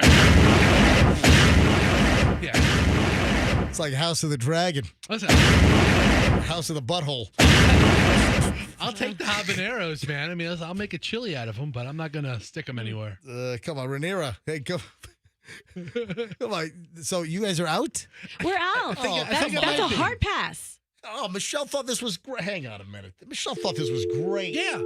Listen, Michelle is free to stick man. any produce Come anywhere on. she wants on her. What's the matter with you guys? We're just no fun. You guys are content poopers. Yeah, you know. Well, we would literally be pooping it out if you had us do the keister one. Michelle, are you listening? Hello? Hey, what's going on? Nothing. All right, everything all right? Yeah. All right. So are you listening to the show? You all dazed and confused? Dazed and confused. That's what I thought. Have you been sticking habaneros in places on your body or something? No. Is that what you're sending him? I told Michelle about this last night before I went out and got the peppers, and Michelle thought this was a very funny idea. Michelle, they're both bailing. Fester and Roxanne will not shove the habanero peppers up their nostrils. No, bailing is when you've agreed to something and then you don't do it. We've never agreed. What do you say, Michelle? I guess it's up to you. I mean, sometimes you have to do the heavy lifting around here, MJ. I gotta tell you. So I'm gonna have to test myself, Michelle, to see if my memory is increased by shoving. By the way, can you look up the Scoville units? Yeah. What is the hotness? The hotness of a pepper is measured by the Scoville unit, and it looks like the hotness on a habanero is between 100,000 and 350,000. Can you bring up a chart? Yeah. Because I want to see, relatively speaking, what the so the Carolina Reaper. Yeah, the Carolina Reaper is 1,400,000 to 2,200,000 Scoville units. Those are heat units. And that's like debilitatingly high. And so, as I just said a moment ago, the habanero is ridiculously lower. Yeah. Than no problem. I mean, it's a spicy pepper, but it's not. Yeah. It's much hotter than a jalapeno. Yeah, the Carolina Reaper, I guess, is at the top. Then you got the Trinidad Scorpion. Then you got ghost pepper. You got a chocolate habanero. All right. If you put a bell pepper up your nose, that has 0 heat units. That's not going to work. Yeah, I diced up some nice red and green bell pepper yesterday. I made my Fiesta Conch stew again. Man, it's so good. I bought like maybe like 2 pounds of conch yesterday, and I stripped it. I took all the dark stuff off. You want to end up with just total white meat. You want to take the shell off and everything, and then onions, garlic. Red pepper, green pepper. I put some carrots in there. What else? Celery. What I miss? Yellow pepper. The part where you beat your meat. Yeah. I mean, oh yeah. Ooh. Oh, Michelle found a meat beater for me, and I'm beating my meat yesterday. So you're just beating your conch? Yes, I'm beating my conch. Oh my God. I was beating my conch for about half an hour yesterday because I pounded my conch. You're just smashing your conch. I smashed my conch. Then you ate your. Oh my God! I put my conch on one of those booze wood. I'm kind of getting into the wooden cutting board deal more, really, because of all the microplastics that you cut up on the plastic cutting boards. I mean, that's really a deal. That if you're doing a lot of slicing and dicing on those plastic cutting boards, you're getting a lot of plastic shavings and microplastics in your food. You're using a sharp knife. Yeah, yes. I'm trying to go more into the wood blocks for cutting now. And I took out my booze, BOOS. You've seen those booze blocks? I took out a nice booze block, and I put my conch on the booze block. So my conch's on the block, and then I took the hammer and I started beating my conch. So I'm beating my conch, and then I'm pounding my meat. So it's very nice and tenderized. Right. And then I added the conch to all of and there's ketchup in there. There's whole tomatoes, Worcestershire sauce, salt, sugar. Man, I'm telling you, conch stew is delicious. Put it over some white rice. Oh my God, it's fantastic. Michelle won't eat my conch. No. Why not? It's gross. Why would you put my conch in your mouth? I don't like seafood. Yeah. Anyway, but she watched me beat my meat for a good while. Yeah, about half an hour. Yeah. Yesterday. Hey, you should put that on OnlyFans. You could be an OnlyFans content creator. Beat my conch on OnlyFans. Yeah. If your handle is MJ the Conch Beater. No, but Michelle found this meat tenderizer, and it's like a weighted spatula. It's like the shape of a spatula, except it's a big chunk of stainless steel. So it was really good, really, really delicious. So I made some delicious conch fiesta stew. And if you just search conch fiesta stew, the recipe comes up. It's like an all recipes website or something. It's really, really good. So people can say, "Hey, what's your recipe for the conch stew?" Well, go to Google. Just type in conch fiesta stew, and the recipe will come up. Yeah, that's it right there. Meat tenderizer hammer. And the cool thing, I told Michelle I didn't want junk made in China, and Michelle found this meat like hammer and it's more like a spatula. It's a flat, but it's like a half an inch thick. It's like a paddle and with a handle. Stainless steel, and it's made in Germany. It's not like Chinese junk. Wow. It's made in Germany, and it's phenomenal. So thank you, Michelle, for assisting in my meat beating, okay? You're very welcome. All right, I'll talk to you in a bit. Bye. All right, 8:51 at the MJ Morning Show. This comes to an end right now, an hour and 20 minutes plus of nonstop MJ. When we get back, we have almost an hour to go. Richard Simmons update. I got 2 airplane stories with celebrities. We've got 2 bad incidents on major airlines, and you're not going to believe the celebrities. These are names that everyone should know, including, push it real good. Push it. All right, hold on. 2 bad airplane stories coming up, and then I don't know what's going on with Taylor Swift and swallowing stuff, but we got another one. We'll get into that. Richard Simmons update, I think I mentioned. Hey, we got a lot of stuff. Don't move. We're back in minutes here on the MJ Morning Show on Q105. You know what I said?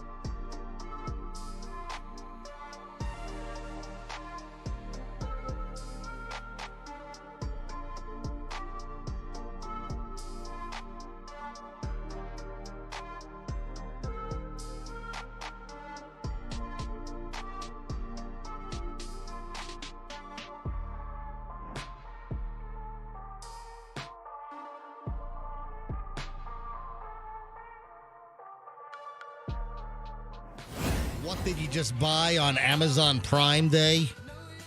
Want to do another edition? We did this earlier about 7:30, and I thought maybe, with all the folks getting suckered into Amazon Prime Day, the 16th and the 17th, today and tomorrow. I mean, it's a big deal. They've been advertising it for weeks now. Yeah, listen, I know you can get some good deals. I just choose not to enrich Jeff Bezos any more than I have to. And I just bought 2 things from Amazon over the weekend, and I do like the convenience of They were at my house within 12 hours. That's I know. And I ordered on Saturday night, and they were there on Sunday. And, actually the price is good. You got to shop around, though, because sometimes with Amazon, you get really just kind of jammed up with you're paying more than you would pay elsewhere. So you got to be really careful. A lot of people think, oh, man, Amazon, it's fast, it's cheap, it's cheap. It's not always cheapest. You can sometimes get it a lot cheaper. But like the hair gel, the Al Pacino hair gel. It's actually called Pacino's. Right. It's nothing to do with Al. Yes. But you can't handle the truth. You can't right now. No. So Al Pacino hair gel. I got that, and I needed some scuba straps for my fins. Hold on. And hold I on, get them both delivered. Stop. What? First of all, that was a terrible Al Pacino impression. Yeah. Second of all, did you just say you can't handle the truth? That's not Al Pacino. Oh, I'm sorry. You're right. That was Jack. That was no. That's that's Jack Nicholson. Yeah, Jack Nicholson. Yeah, but was Al Pacino was in the movie though? No, he wasn't in the movie. That was A Few Good Men. That was the Tom Cruise Tom Cruise Jack Nicholson movie. Yeah, that was A Few Good Men. All right. Right. So thank you for correcting me. All right. So maybe we'll go to phones again on what are you getting sucked into on Amazon Prime Day? And listen, there are some good deals out there, but you got to be careful. We had a caller earlier this morning that said the price on the item that he was looking at was actually going up, ramping up to Prime Day, and it was actually cheaper a couple of weeks ago than it is today. But I know they have their designated specials. Yeah, maybe I'll go to phones in a minute. First, though, it's time to play another game of What Did Taylor Swallow? This has been quite the summer of things that she's swallowed. Yeah, exactly. Boy, they really hone in on her because didn't we also do a story about what was coming out of her nose, right? Her nose was running. Yeah, and then she wiped it on her costume and everything. That was pretty gross. Like all of her sequins were sticking together because of an ear, nose, and throat special with Taylor. I believe this is the second time we've talked about this particular item that Taylor has swallowed. So what has Taylor Swift swallowed now? Yeah, I had this in the pile yesterday. I just didn't get around to it. She swallowed another bug. Isn't this the second bug that flew into her mouth? She had another incident a couple of months ago on tour, and she's on stage, and she's doing these huge, outdoor venues, these huge stadiums. And listen, you're going to have bugs flying around. So she swallowed another bug on tour. Taylor eating bugs might be a low-key promotion for us to start eating crickets, right? I don't know. That's not the way to go about it, Tay-Tay. Yeah, it looks like in June. Tay-Tay. In June. Yeah, she swallowed I think she swallowed a chigger. What year is this? I don't know. This is 24 or 23? This is 24. Okay. Yeah. She swallowed a bug. Last year? No, I don't think it was last year. A couple of months ago, we had a story about her swallowing a bug. Now we have another bug swallowing story. Paris, in Paris, France. Okay. So Taylor Swift swallowed a bug in Paris. Hello, yes, I'm a bug. I'm going to swim into, I'm going to go fly into Taylor Swift's mouth. Yes.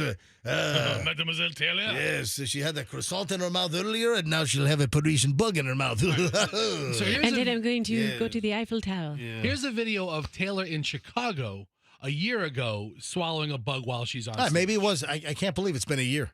I mean, she eats a lot of bugs. So Taylor Swift, apparently bugs make up a good portion of her diet. That's what I'm telling you. Maybe this is her little push to tell us, hey, I eat bugs. You can start eating crickets for protein. Well, they're talking about as the world population gets bigger and bigger that we might be relying on bugs for protein in the future. There are some people that eat bugs. There are companies like Fester. Go to Google. Go to the Googles and type in cricket eating company. Just human. How about insects for human consumption for sale? I'm good. Type in that. Insects for human consumption for sale. Why don't you jump ship on me now? This is your road. All right, here we go. And I'm telling sale. you, there are companies that come up. Look at this. Yeah, you can buy a whole bag of crickets. Yeah. Seasoned whole crickets. Whole roasted crickets. No thanks. Oh, look at that. It's on Amazon. Barbecue flavor. Oh, barbecue flavored crickets. The planet's most sustainable superfood. Well, crickets, or what about those cicadas that came back by like the billions and billions and billions, a couple of months back? Are they all gone, the cicadas? Yeah, I think so. I don't think I've heard as much about them as I did in years past. Yeah, I haven't heard that it's, after like a 17, 18-year hibernation or whatever you call it? There's two different kinds, and the cycles just lined up. Look, Acco ant. Look, there are ants for sale. Mealworms here. Oh, dried black soldier fly lava, 5-pound bag, $22. Oh, it's a Prime exclusive deal. Oh, wow. Oh, and it's 21% off on Prime Day. So it's a Prime. Folks, if you want, these are, click on that again. This, the larva? Yeah, click on that again. If you want dried black soldier fly lava, a 5-pound bag of larvae, or whatever. Lava. I said larva.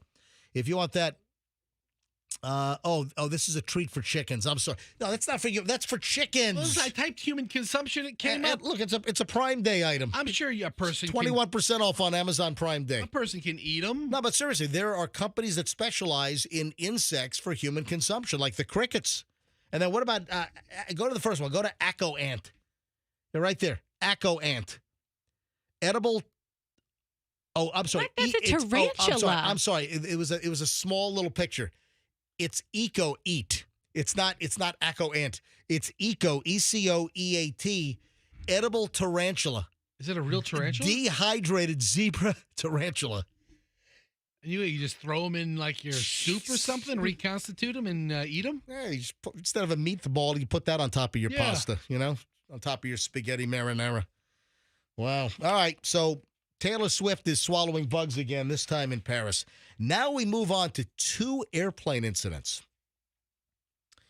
9:09 at the MJ Morning Show here on Q105. 9:09, and we're not even remotely done here. We still got it, 40, 45 more minutes here.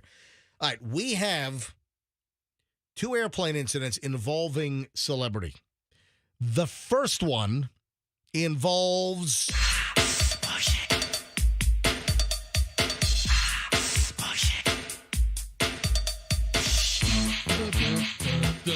was it salt or pepper? Now, remember this song? Remember from 1987, right? Yeah. 87 or 88. Push it. Baby, baby. Push it. Well, pepper. It wasn't salt. Oh. It was pepper. What are they doing these days? They're like the freestyle tours. We got the freestyle Slamma Jamma coming up, which, I got a lot of people asking me for tickets for that. Are they Me too. That is a popular show. It is. Yeah, it's the Freestyle Explosion, right? It's coming up at Amelie next month in August, and it's all these throwback groups. It's like it's like a crazy lineup of all these bring up Freestyle Explosion.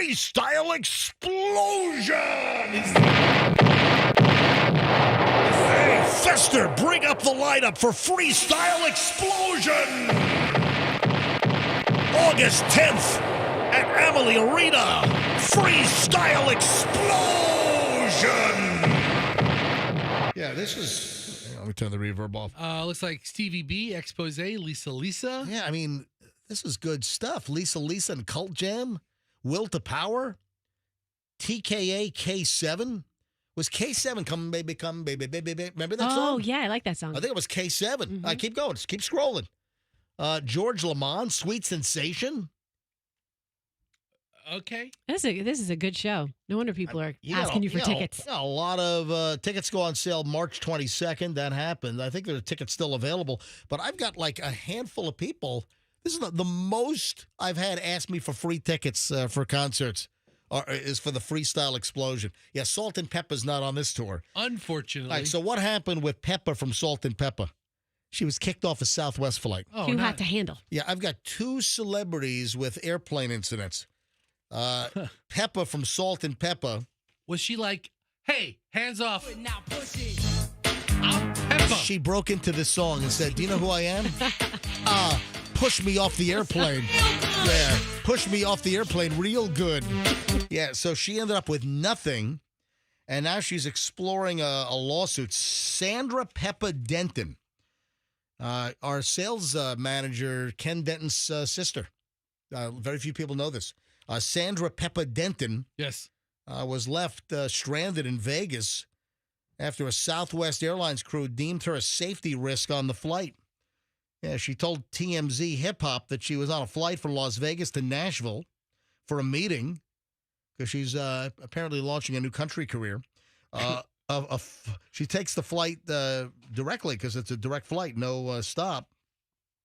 Due to a previous knee injury from a 2018 car crash, she paid for 2 seats and used the services of a greeter for wheelchair assistance. Once seated on the plane, Peppa says a flight attendant informed her that she wasn't allowed to have both seats because she wasn't in a cast. Oh.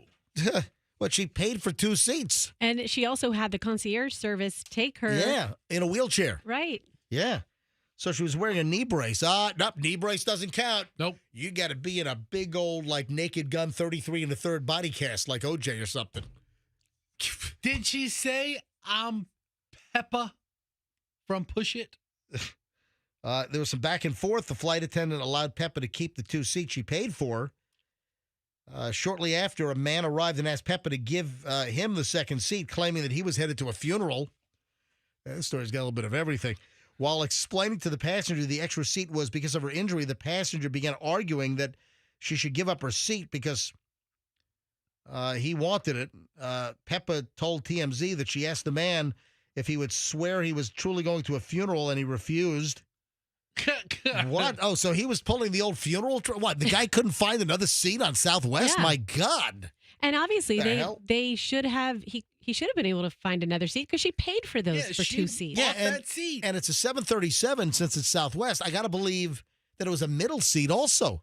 I got to believe that Peppa had either the aisle or the window and was keeping the middle seat open. Why would the guy want the middle seat? Go grab a different seat. One of the last few seats available. Yeah, or grab a different middle seat. I mean, what's the big deal? So anyway, an argument ensued. She called her assistant on the phone and suggested that she should be recording the whole ordeal, but after a few minutes, she was removed from the flight for no reason. Yeah, they kicked her off the plane. They deemed her the security risk. This is a bad look for Southwest. I'm so pro Peppa. Peppa is an American icon. treasure. Yeah, Treasure. Yeah, she's had some success with Peppa Pig also. I was going to say, Peppa Pig's an icon. Yeah. Yes. Remember this? Shoot, baby. Shoot, baby. Ooh. Yeah, Salt and Pepper was in on that action. That was 1993. And then what about... What a Man, What a Man? Also 1993. What a mighty good man. Yeah, there you go. Oh, we played those all the time over at the old station back in the early days of the MJ and BJ morning show. Wow. Yeah, so she's kicked off the plane. She had to reschedule her meeting in Nashville. Southwest reimbursed her $2,500 for 2 seats. How the hell do you spend $2,500 on 2 seats on Southwest? You're doing something wrong. Yeah. Not when you're Peppa. I mean, Salt, maybe. Yeah, but she paid $300 for the greeter and $500 for the car service in Nashville that she never got to use. It sounds like she took sounds like the she spent precautions. sounds like she spent a lot of money on things that shouldn't cost that much. What kind of car service is $500? Anyway, so that's airplane story with somewhat famous person number 1. Now we've got somewhat famous person number 2. I mean, this is sort of a household name when it comes to the NFL. Who, Terry Bradshaw? No, Terrell Davis. Terrell Davis. Oh, yeah, okay, I know who he is. Terrell Davis. Who is he? Football, Denver Bronco. Okay. Yeah, huge running back, Denver Broncos, dude. Terrell Davis. Yeah, it took me Good job. 4 seconds to figure out who he was. He was handcuffed. He's on a United flight. He was handcuffed. Terrell Davis. He's a Hall of Famer. Yeah, this guy has a couple of Super Bowl rings. Hall of Fame running back Terrell Davis. Apparently, yesterday morning, put up an Instagram post that he was handcuffed and removed from a United flight because of an ice incident. Well, I'm very curious about this. Now, they say never get a drink with ice on a plane, so let's see what this is about. His son wanted ice. Okay. He put up an Instagram post that he was detained while in transit on Saturday from Denver International to Orange County to John Wayne. And Terrell Davis claimed that he was detained and then finally released after they determined that the flight attendant was a psycho wacko. I think that's officially in the police report. I mean, it's all over a cup of ice. Terrell Davis's son wanted a cup of ice. The flight attendant either didn't hear or ignored the request and continued past our row. Davis wrote, "I calmly reached behind me and lightly tapped his arm to get his attention to ask for a cup of ice. and his response was, "Why are you hitting me?"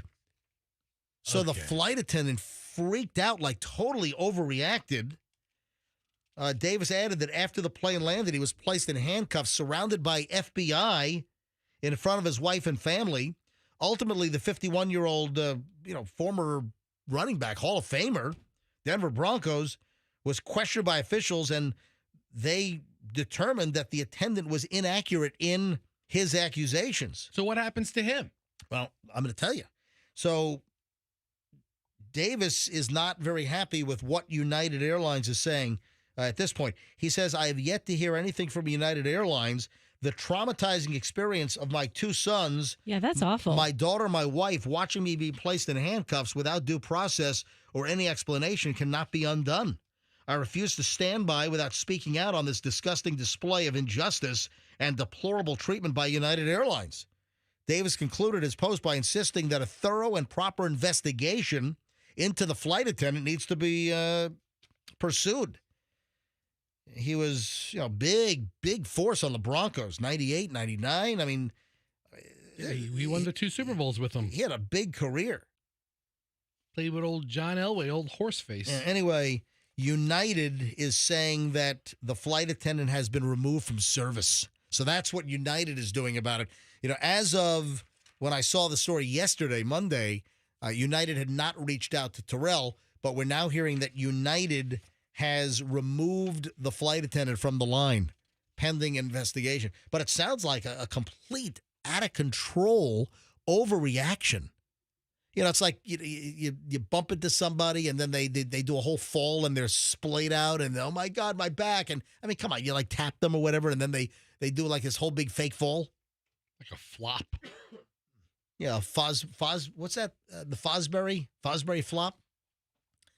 The high jump bar. Yeah. Isn't that is it the Fosbury flop? Sounds right. Yeah, I think that's what it's the guy that came up with the flop. Yes, yes, Andrew.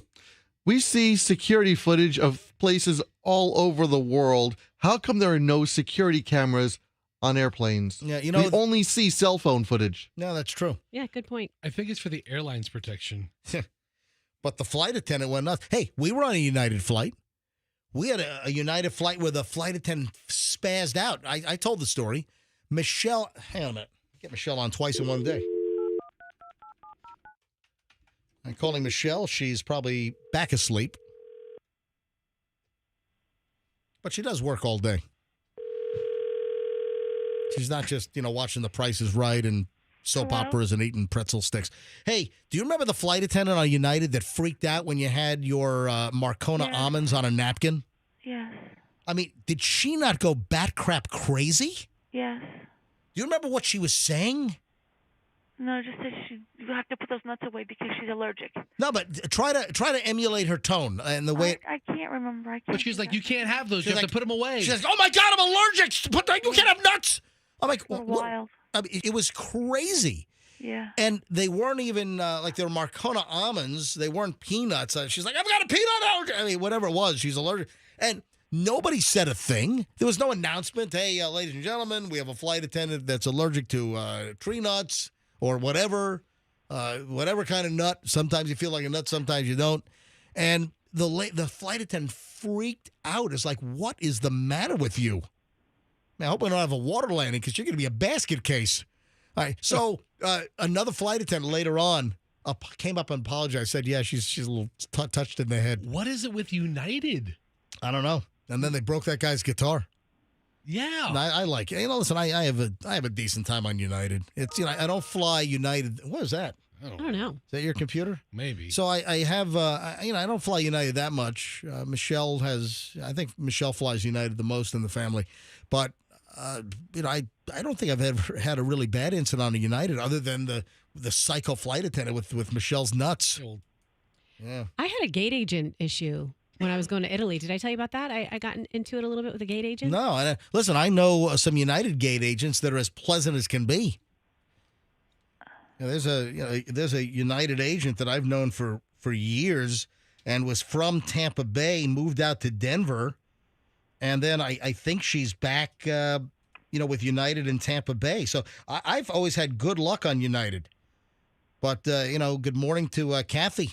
Yeah, Kathy, a longtime United gate agent, Tampa, and then Denver. Now, I believe back in Tampa. Yeah, I've had some great gate agent experiences where they have saved us. There's a guy at Tampa Airport. I think his name is they call him Mr. Alphabet because his last name is so long. He has helped us do amazing things to change our flights around when flights have been canceled. Yeah. But I'll have to tell you, I know we're up against a break, but I had a bad gate agent experience. Can you hold with on my to that? bag. Can you hold on to the thought? Mm-hmm. All right, so hang on. Roxanne was cuffed and arrested after punching a gate agent. Yes. We'll get the whole story next. How great would that be to have a picture of Roxanne cuffed? Oh, I know. I want a Roxanne mugshot before we're all done with this show. I know you do. That's what I You'll want. do anything for Tampa that. FBI out there, airport police. Michelle, goodbye. Bye. All right. When we get back, final chunk of the MJ Morning Show, and we got a lot to do, including Roxanne's arrest for threatening a flight. We'll get to that next here on the MJ Morning Show on Q105. Hey.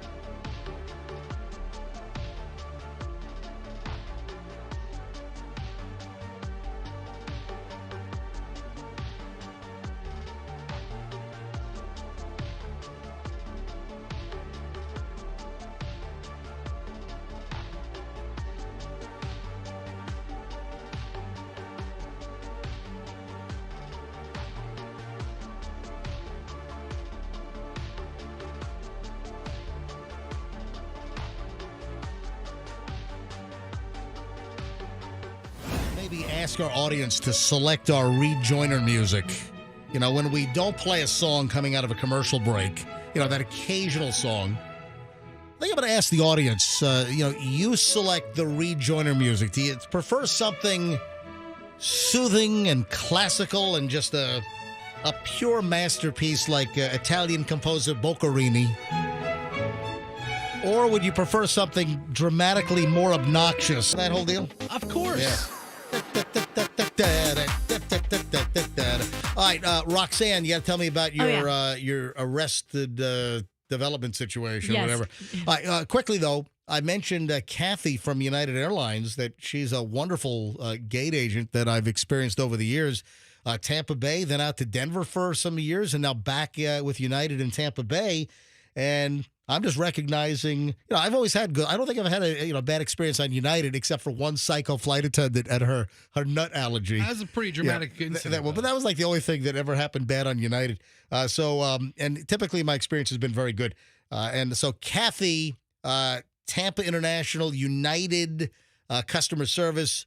Glad you're listening. I've kind of known her for years and years and years, and I guess she's listening because I mentioned her in the last segment. And she said, "Good morning, smiley face," and a thank you with a smiley face. So I'm gonna put in a good word with United management. Yeah. All right, go ahead, Roxanne. Okay, so I just remembered it was JFK. I was flying back from JFK, And this would have been American Airlines? American Airlines. Yeah. And You so guys are on American a lot. we are. That's where we have our points and all that stuff. Yeah, my Yes. least flown airline is actually American. It's not bad. I have some good experiences, and this was no big deal because it worked out fine. But this woman, the gate agent, she looks at me and she says, first she called me for number of bags, and I was like, oh, no, I'm good with number of bags because I have this child with me. You got singled out as a problem traveler. They You did. You just look at her. They and sniffed me out. They say, this lady's a mess. She is definitely on a couple of lists. Yeah. So then she said, well, that bag looks like it's too big. And in my mind, I'm like, this is my wheelie bag I travel with everywhere. It's not too big. It wasn't You have the overstuffed. wheelie bag that converts into a scooter? Have you seen that? No. You don't have that one? No. All right. So she grabs it from me. She's like, I'll test it out. They have the slots that you slide it into to see if it properly fits, right? And the slots are vertical metal bars. So God, I don't see them. It really takes kind of a prickly stickler to make you. Oh. Unless you have a ridiculously, obviously oversized bag. Oh, yes. I don't see many gate agents making people drop the bag into the slots. Okay, so just wait. So she takes my bag, and the bag should go vertically down into the slot, right? To see if it fits. She lies it like this on top. And goes, no, it doesn't fit. Like she. Are you kidding me? Hold on. Apparently, what you did was not visible on camera. No. Oh yeah, I'm sorry. Look at the screen. Make sure your prop is in the screen. Auditory medium. Okay. Rather than if you're watching on MJTV, rather than sliding it down in to see if it fits, she laid it on top like askew. And it obviously did not fit. And she goes, no, doesn't fit. We're going to check it for you. She tried to lay it flat instead of like dropping it like you drop it in like a slice of toast. Exactly. Into a toaster. Right. And she tried to lay it. She tried to lay it horizontally instead of vertical. She basically did it diagonally. What a slut. So what a total slut. Awful. So I said, oh, no. Trust me, this bag fits. And I said, watch this. And I took it out and I said, could you please watch this? And I dropped it in. And she couldn't argue with me. Because it slid right in. So what kind of moron puts the thing obviously the wrong way horizontally and tries to sit it on top instead of dropping it in? Yes. What kind of imbecile would do that? Well, so then I take the bag. I was like, thank you. So then she screams down the what is it called, MJ? I need to turn the jetway. Well, good luck finding a spot for it. Really? Yes. And I said so this is a JFK? A JFK. And I turned around and I said, listen, you have the authority to tell me that you need to check my bag. You know what? I would have to say. You didn't have to try to ruse me with a bag lay. I would have to say that I've had the worst customer service experiences on a multitude of airlines at New York area airports, whether it be EWR, which is Newark Liberty, whether it be JFK, which is, John F. Kennedy in Queens, or whether it's LaGuardia, also in Queens. I think the only real, I'm sure I've had some others, but it seems that whenever I've either seen bad customer service that hasn't happened to me or has happened to me, it's been like New York area airports. No, it was rough. I was like, okay, well, I mean, you could have just told me, no, we're going to check bags now. You're allowed to do that. Then she's got to one-up you and get the last word by yelling down the jetway, good luck finding a slot. If that's the reason, if the space is full, you can tell me that. She'd bring your bag on the plane and she would probably try to shove your bag in standing up. See, it doesn't fit. It doesn't fit. I'm standing it up. Look at this. It doesn't fit. Well, turn it sideways. In that particular case, exactly. That's unbelievable. Uh-huh. All right, well. Yeah. So you weren't handcuffed? You don't have a mugshot? No, but I mean, there was yelling. There was raised voices. I would love for you to have a meltdown like that. The woman that thought that there was an alien on the airplane. I know. I told you, Michelle set me up for the best content with that when I took that mother bleeper's not real. That lady. Yes. Yeah. When I took what did I take again? Was it a Xanax? Yeah, Xanax. Yeah. So I would like to see you actually cuffed on an airplane and then bound to your seat with duct tape. That would really, I think, bring the good attention to the MJ Morning Show. Would that be the happiest day ever for both of you guys? Well, let me tell you why. Because we've got no budget to properly advertise this show. And you getting arrested and charged with like a federal crime on an airplane, that would be a lot of free publicity. And then think about all the aftermath of it because you'd be following my court case. And the crazy lunatic is Roxanne Wilder, who is a member of the MJ Morning Show on Q105 in Tampa Bay. Yeah, that's the kind of publicity we need. Yeah. So something to put us on the map. If we can't buy, billboards like the Jesus Station every 12 feet like Joy FM, the next best thing is for you to get arrested by a federal air marshal. Small price to pay. Yeah, exactly. So can we work on that, please? Because that'll bring us notoriety and attention. It really will. Because people would want to hear and and listen to a morning show where one of the female co-hosts was arrested and charged with like a federal air crime. Oh yeah. Yeah, for going nuts. Yep. I've come close. I've come close. All right, let's see what else I mentioned Richard Simmons earlier. I had a bunch of celebrity items. Richard Simmons did not seek medical attention with that fall that he had the day before he died. So I wonder if the fall was related to the death or just coincidental. But now we're hearing that Richard Simmons' housekeeper tried to get him to a doctor after he fell in his bathroom, but Richard said no. Just wanted to stay home for his birthday. I mean, he might have hit his head. What do they say? Don't fall asleep if you have a head injury? Yeah, maybe he hit his head. He had a subdural hematoma, maybe some kind of brain bleed. Maybe he really needed to be rushed into an MRI tube, to see what's going on. And then he dies the next day. Poor guy. Yeah, I always liked Richard Simmons. Like I said, he was in on our morning show at least 5 times over the years. That was always delightful, a ray of sunshine, always just a ball of energy. But he passed way too soon, and there's still a lot of unanswered questions. Yeah, 76 years old. But he fell in his bathroom. And listen, you got to be careful because with elderly individuals, it's the falls that are getting them. Yeah. Now, is Pauly Shore still going to make this movie? That's a good question because some said that now the resistance to the biopic is out of the way. Because he's dead. Yeah, well, it's kind of a callous thing to say. But is the biopic on Richard Simmons where Pauly Shore is supposed to play Richard Simmons, is that going to move forward now? That's the question. It kind of has to move forward. Pauly has to make it. I would love to see it, and Pauly's right. He's the right guy to play the character. Yeah, I think so.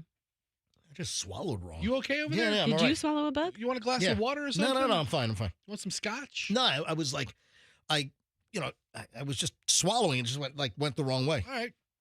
Or at least it perceived that it went the wrong way. All right, what else before we get out of here today? Oh, the Amazon Prime thing. Do you want to hit phones again real quick in the final minutes here? Go ahead tomorrow, like maybe after people have a day to go shopping? We can do it tomorrow as well, because the Amazon Prime Day today and tomorrow. And, I'm very conflicted in this because I really don't want to enrich Jeff Bezos. Listen, he's a monster bigger than any of us. I mean, that's going to happen. There's more than just you. I don't want to. He doesn't worry about you and your little account. All right, let's hit the phones. On the way out today, we took some calls earlier. Let's take some late phone calls here. Amazon Prime today and tomorrow. I'm telling you right now, I'm not picking up anything. There's nothing I need. There's nothing I need that I need to give Jeff Bezos more money. All right. Now, over the weekend, I needed some hair gel and some scuba straps. And you were happy to for my fins. And the pricing was good, and I took advantage. But I've got nothing in my cart. But what do you have? What are you eyeing? The final moments here, you can have the final say. With Amazon Prime Day, what are you eyeing right now? And listen, if there's a really good deal, don't get suckered into all the hype on Amazon Prime Day and kind of get psychologically drawn into like a FOMO, like a fear of missing out, when in fact it's really not a great deal. However, there are some really good deals. So have you found a really good deal, or are you eyeing things? Have you already made a Prime Day purchase? What'd you buy? Well, give us a hot tip. What's really good? What's a really good deal right now? 800-990-1047. Final segment here. Final words here. Fire up the phones right now. 800-990-1047. 800-990-1047. So kind of let us know. What did you pick up already on Amazon Prime Day? Or what do you have your eyes on? What's a really good deal, something you shouldn't miss? Or if you have a story about, it's Prime Day, but this really is not a very good deal. I'm looking at a whole list of things, and I didn't really get into it, but I think I want a pair of these women's high-waisted yoga pants. Take advantage of that deal. Oh, man. You know what, Fester? Oh, man. I want you to buy these colorful koala. Women's high-waisted yoga pants. It's called Colorful koala. Oh, look at all these colors they come in. Oh, man, you can get any color you want. There are like 25 colors. Wow, I should get one of each. Colorful koala women's high-waisted yoga pants. Oh, that's great. Yeah, I mean, all kinds of good stuff here. I mean, look at us here. I mean, do you need a smart TV? How much did we pay for the TV here in the studio that we had a little budget of nothing on? This is great. We paid $265 for this. Is that an LG? What is that? I think it's an LG. Yeah. Yeah. And because our TV died, and Ron, our general manager, told the engineer that our budget was $150. I'm like, we can't get a 48-inch or a 46, whatever this is. We can't get a new TV for $150. So here's a 50-inch TV for about $200. $209. $209. That's Insignia brand. Listen, I think Sony makes the best. I think you ought to stick with Sony and LG or Samsung. Panasonic makes good stuff. Toshiba.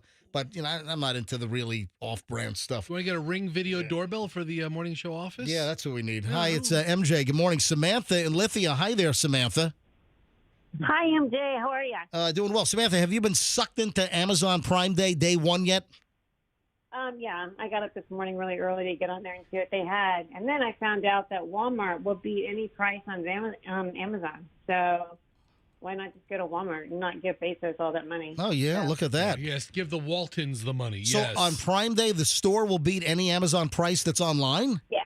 If you can take it into Walmart and show them, they will beat the price or meet the price. Wow. Oh, that's good to know. So what are you eyeballing, Samantha? What did you identify as something that you can't live life without? Well, there's really nothing that I can't live without. Okay, just play along with the facetiousness. Like electronics, phones. What about high-waisted yoga pants? You want to see Fester in those? Listen, there's a great deal on them, Samantha. I've got tons of those. Yeah. But I wanted to apologize to you because I put a post on your website, and you got a little upset with me. Oh, hold on. Whoa, hold on. You put a post on my Instagram? Yeah. Oh, so you posted on Certified MJ Radio. Yeah. All right, Samantha, what did you post? What did you write? I just wrote that I was not going to listen to you anymore because you guys fired Froggy. And hold on. Oh, no, Samantha, that's not the truth. They killed Froggy, you bastards. I didn't have nothing to do with Samantha, that. we had nothing to do with that. That is the company trying to save a measly, 25 cents. I had nothing to do with Froggy's demise, and I'm working every day to get Froggy back. Oh, so Samantha, you were one of the people that said I'm never listening to the show again, and here you are. No, I didn't. Found another morning show that I was going to listen to, and then you responded, "Why punish all of us because of that?" And that. Oh, that's right. With Froggy leaving, you had said I'm going to find a different morning show to listen to, and I responded back to you. So you're going to punish me, and Fester and Roxanne because of what the company did. Right, and I'm the one I told you about my husband that I threw his phone overboard when he cheated, and I don't know if you remember that whole story when you talked about. I posted a long post on that. I think we did. I think I remember talking about that. All right, Samantha, thank you for being the last word on today's MJ Morning Show, and thank you for still listening to us. Yeah. You guys have a good day. Yeah, and thanks for not finding another morning show. And I got to be honest, you're not going to find a better morning show than this. Oh, Why does your phone have to drop out at the worst possible time? Why don't you get a new phone on Amazon I'm Prime? trying to elicit praise here, and the phone keeps dropping out. Get a new phone on Amazon Prime. All right. Samantha? All right, this is awful. Samantha, your phone sucks out in Lithia. See if they sell new cell towers on Amazon Prime Day. All right? All right. Hey, Samantha, have a great day. You too. All right, bye-bye. Is cell service that bad out in Lithia? I don't know. Man, I want to take lithium now. All right. You got some? All right, 9:47 at the MJ Morning Show. Folks, have a great day. We'll see you back here tomorrow on the MJ Morning Show on Q105. If you want to get a hold of me, my email is mj@mjmorningshow.com, and my Instagram is Certified MJ Radio. Give me a follow right now. See you tomorrow for the Wednesday edition, and do me a favor. Let's be careful out there.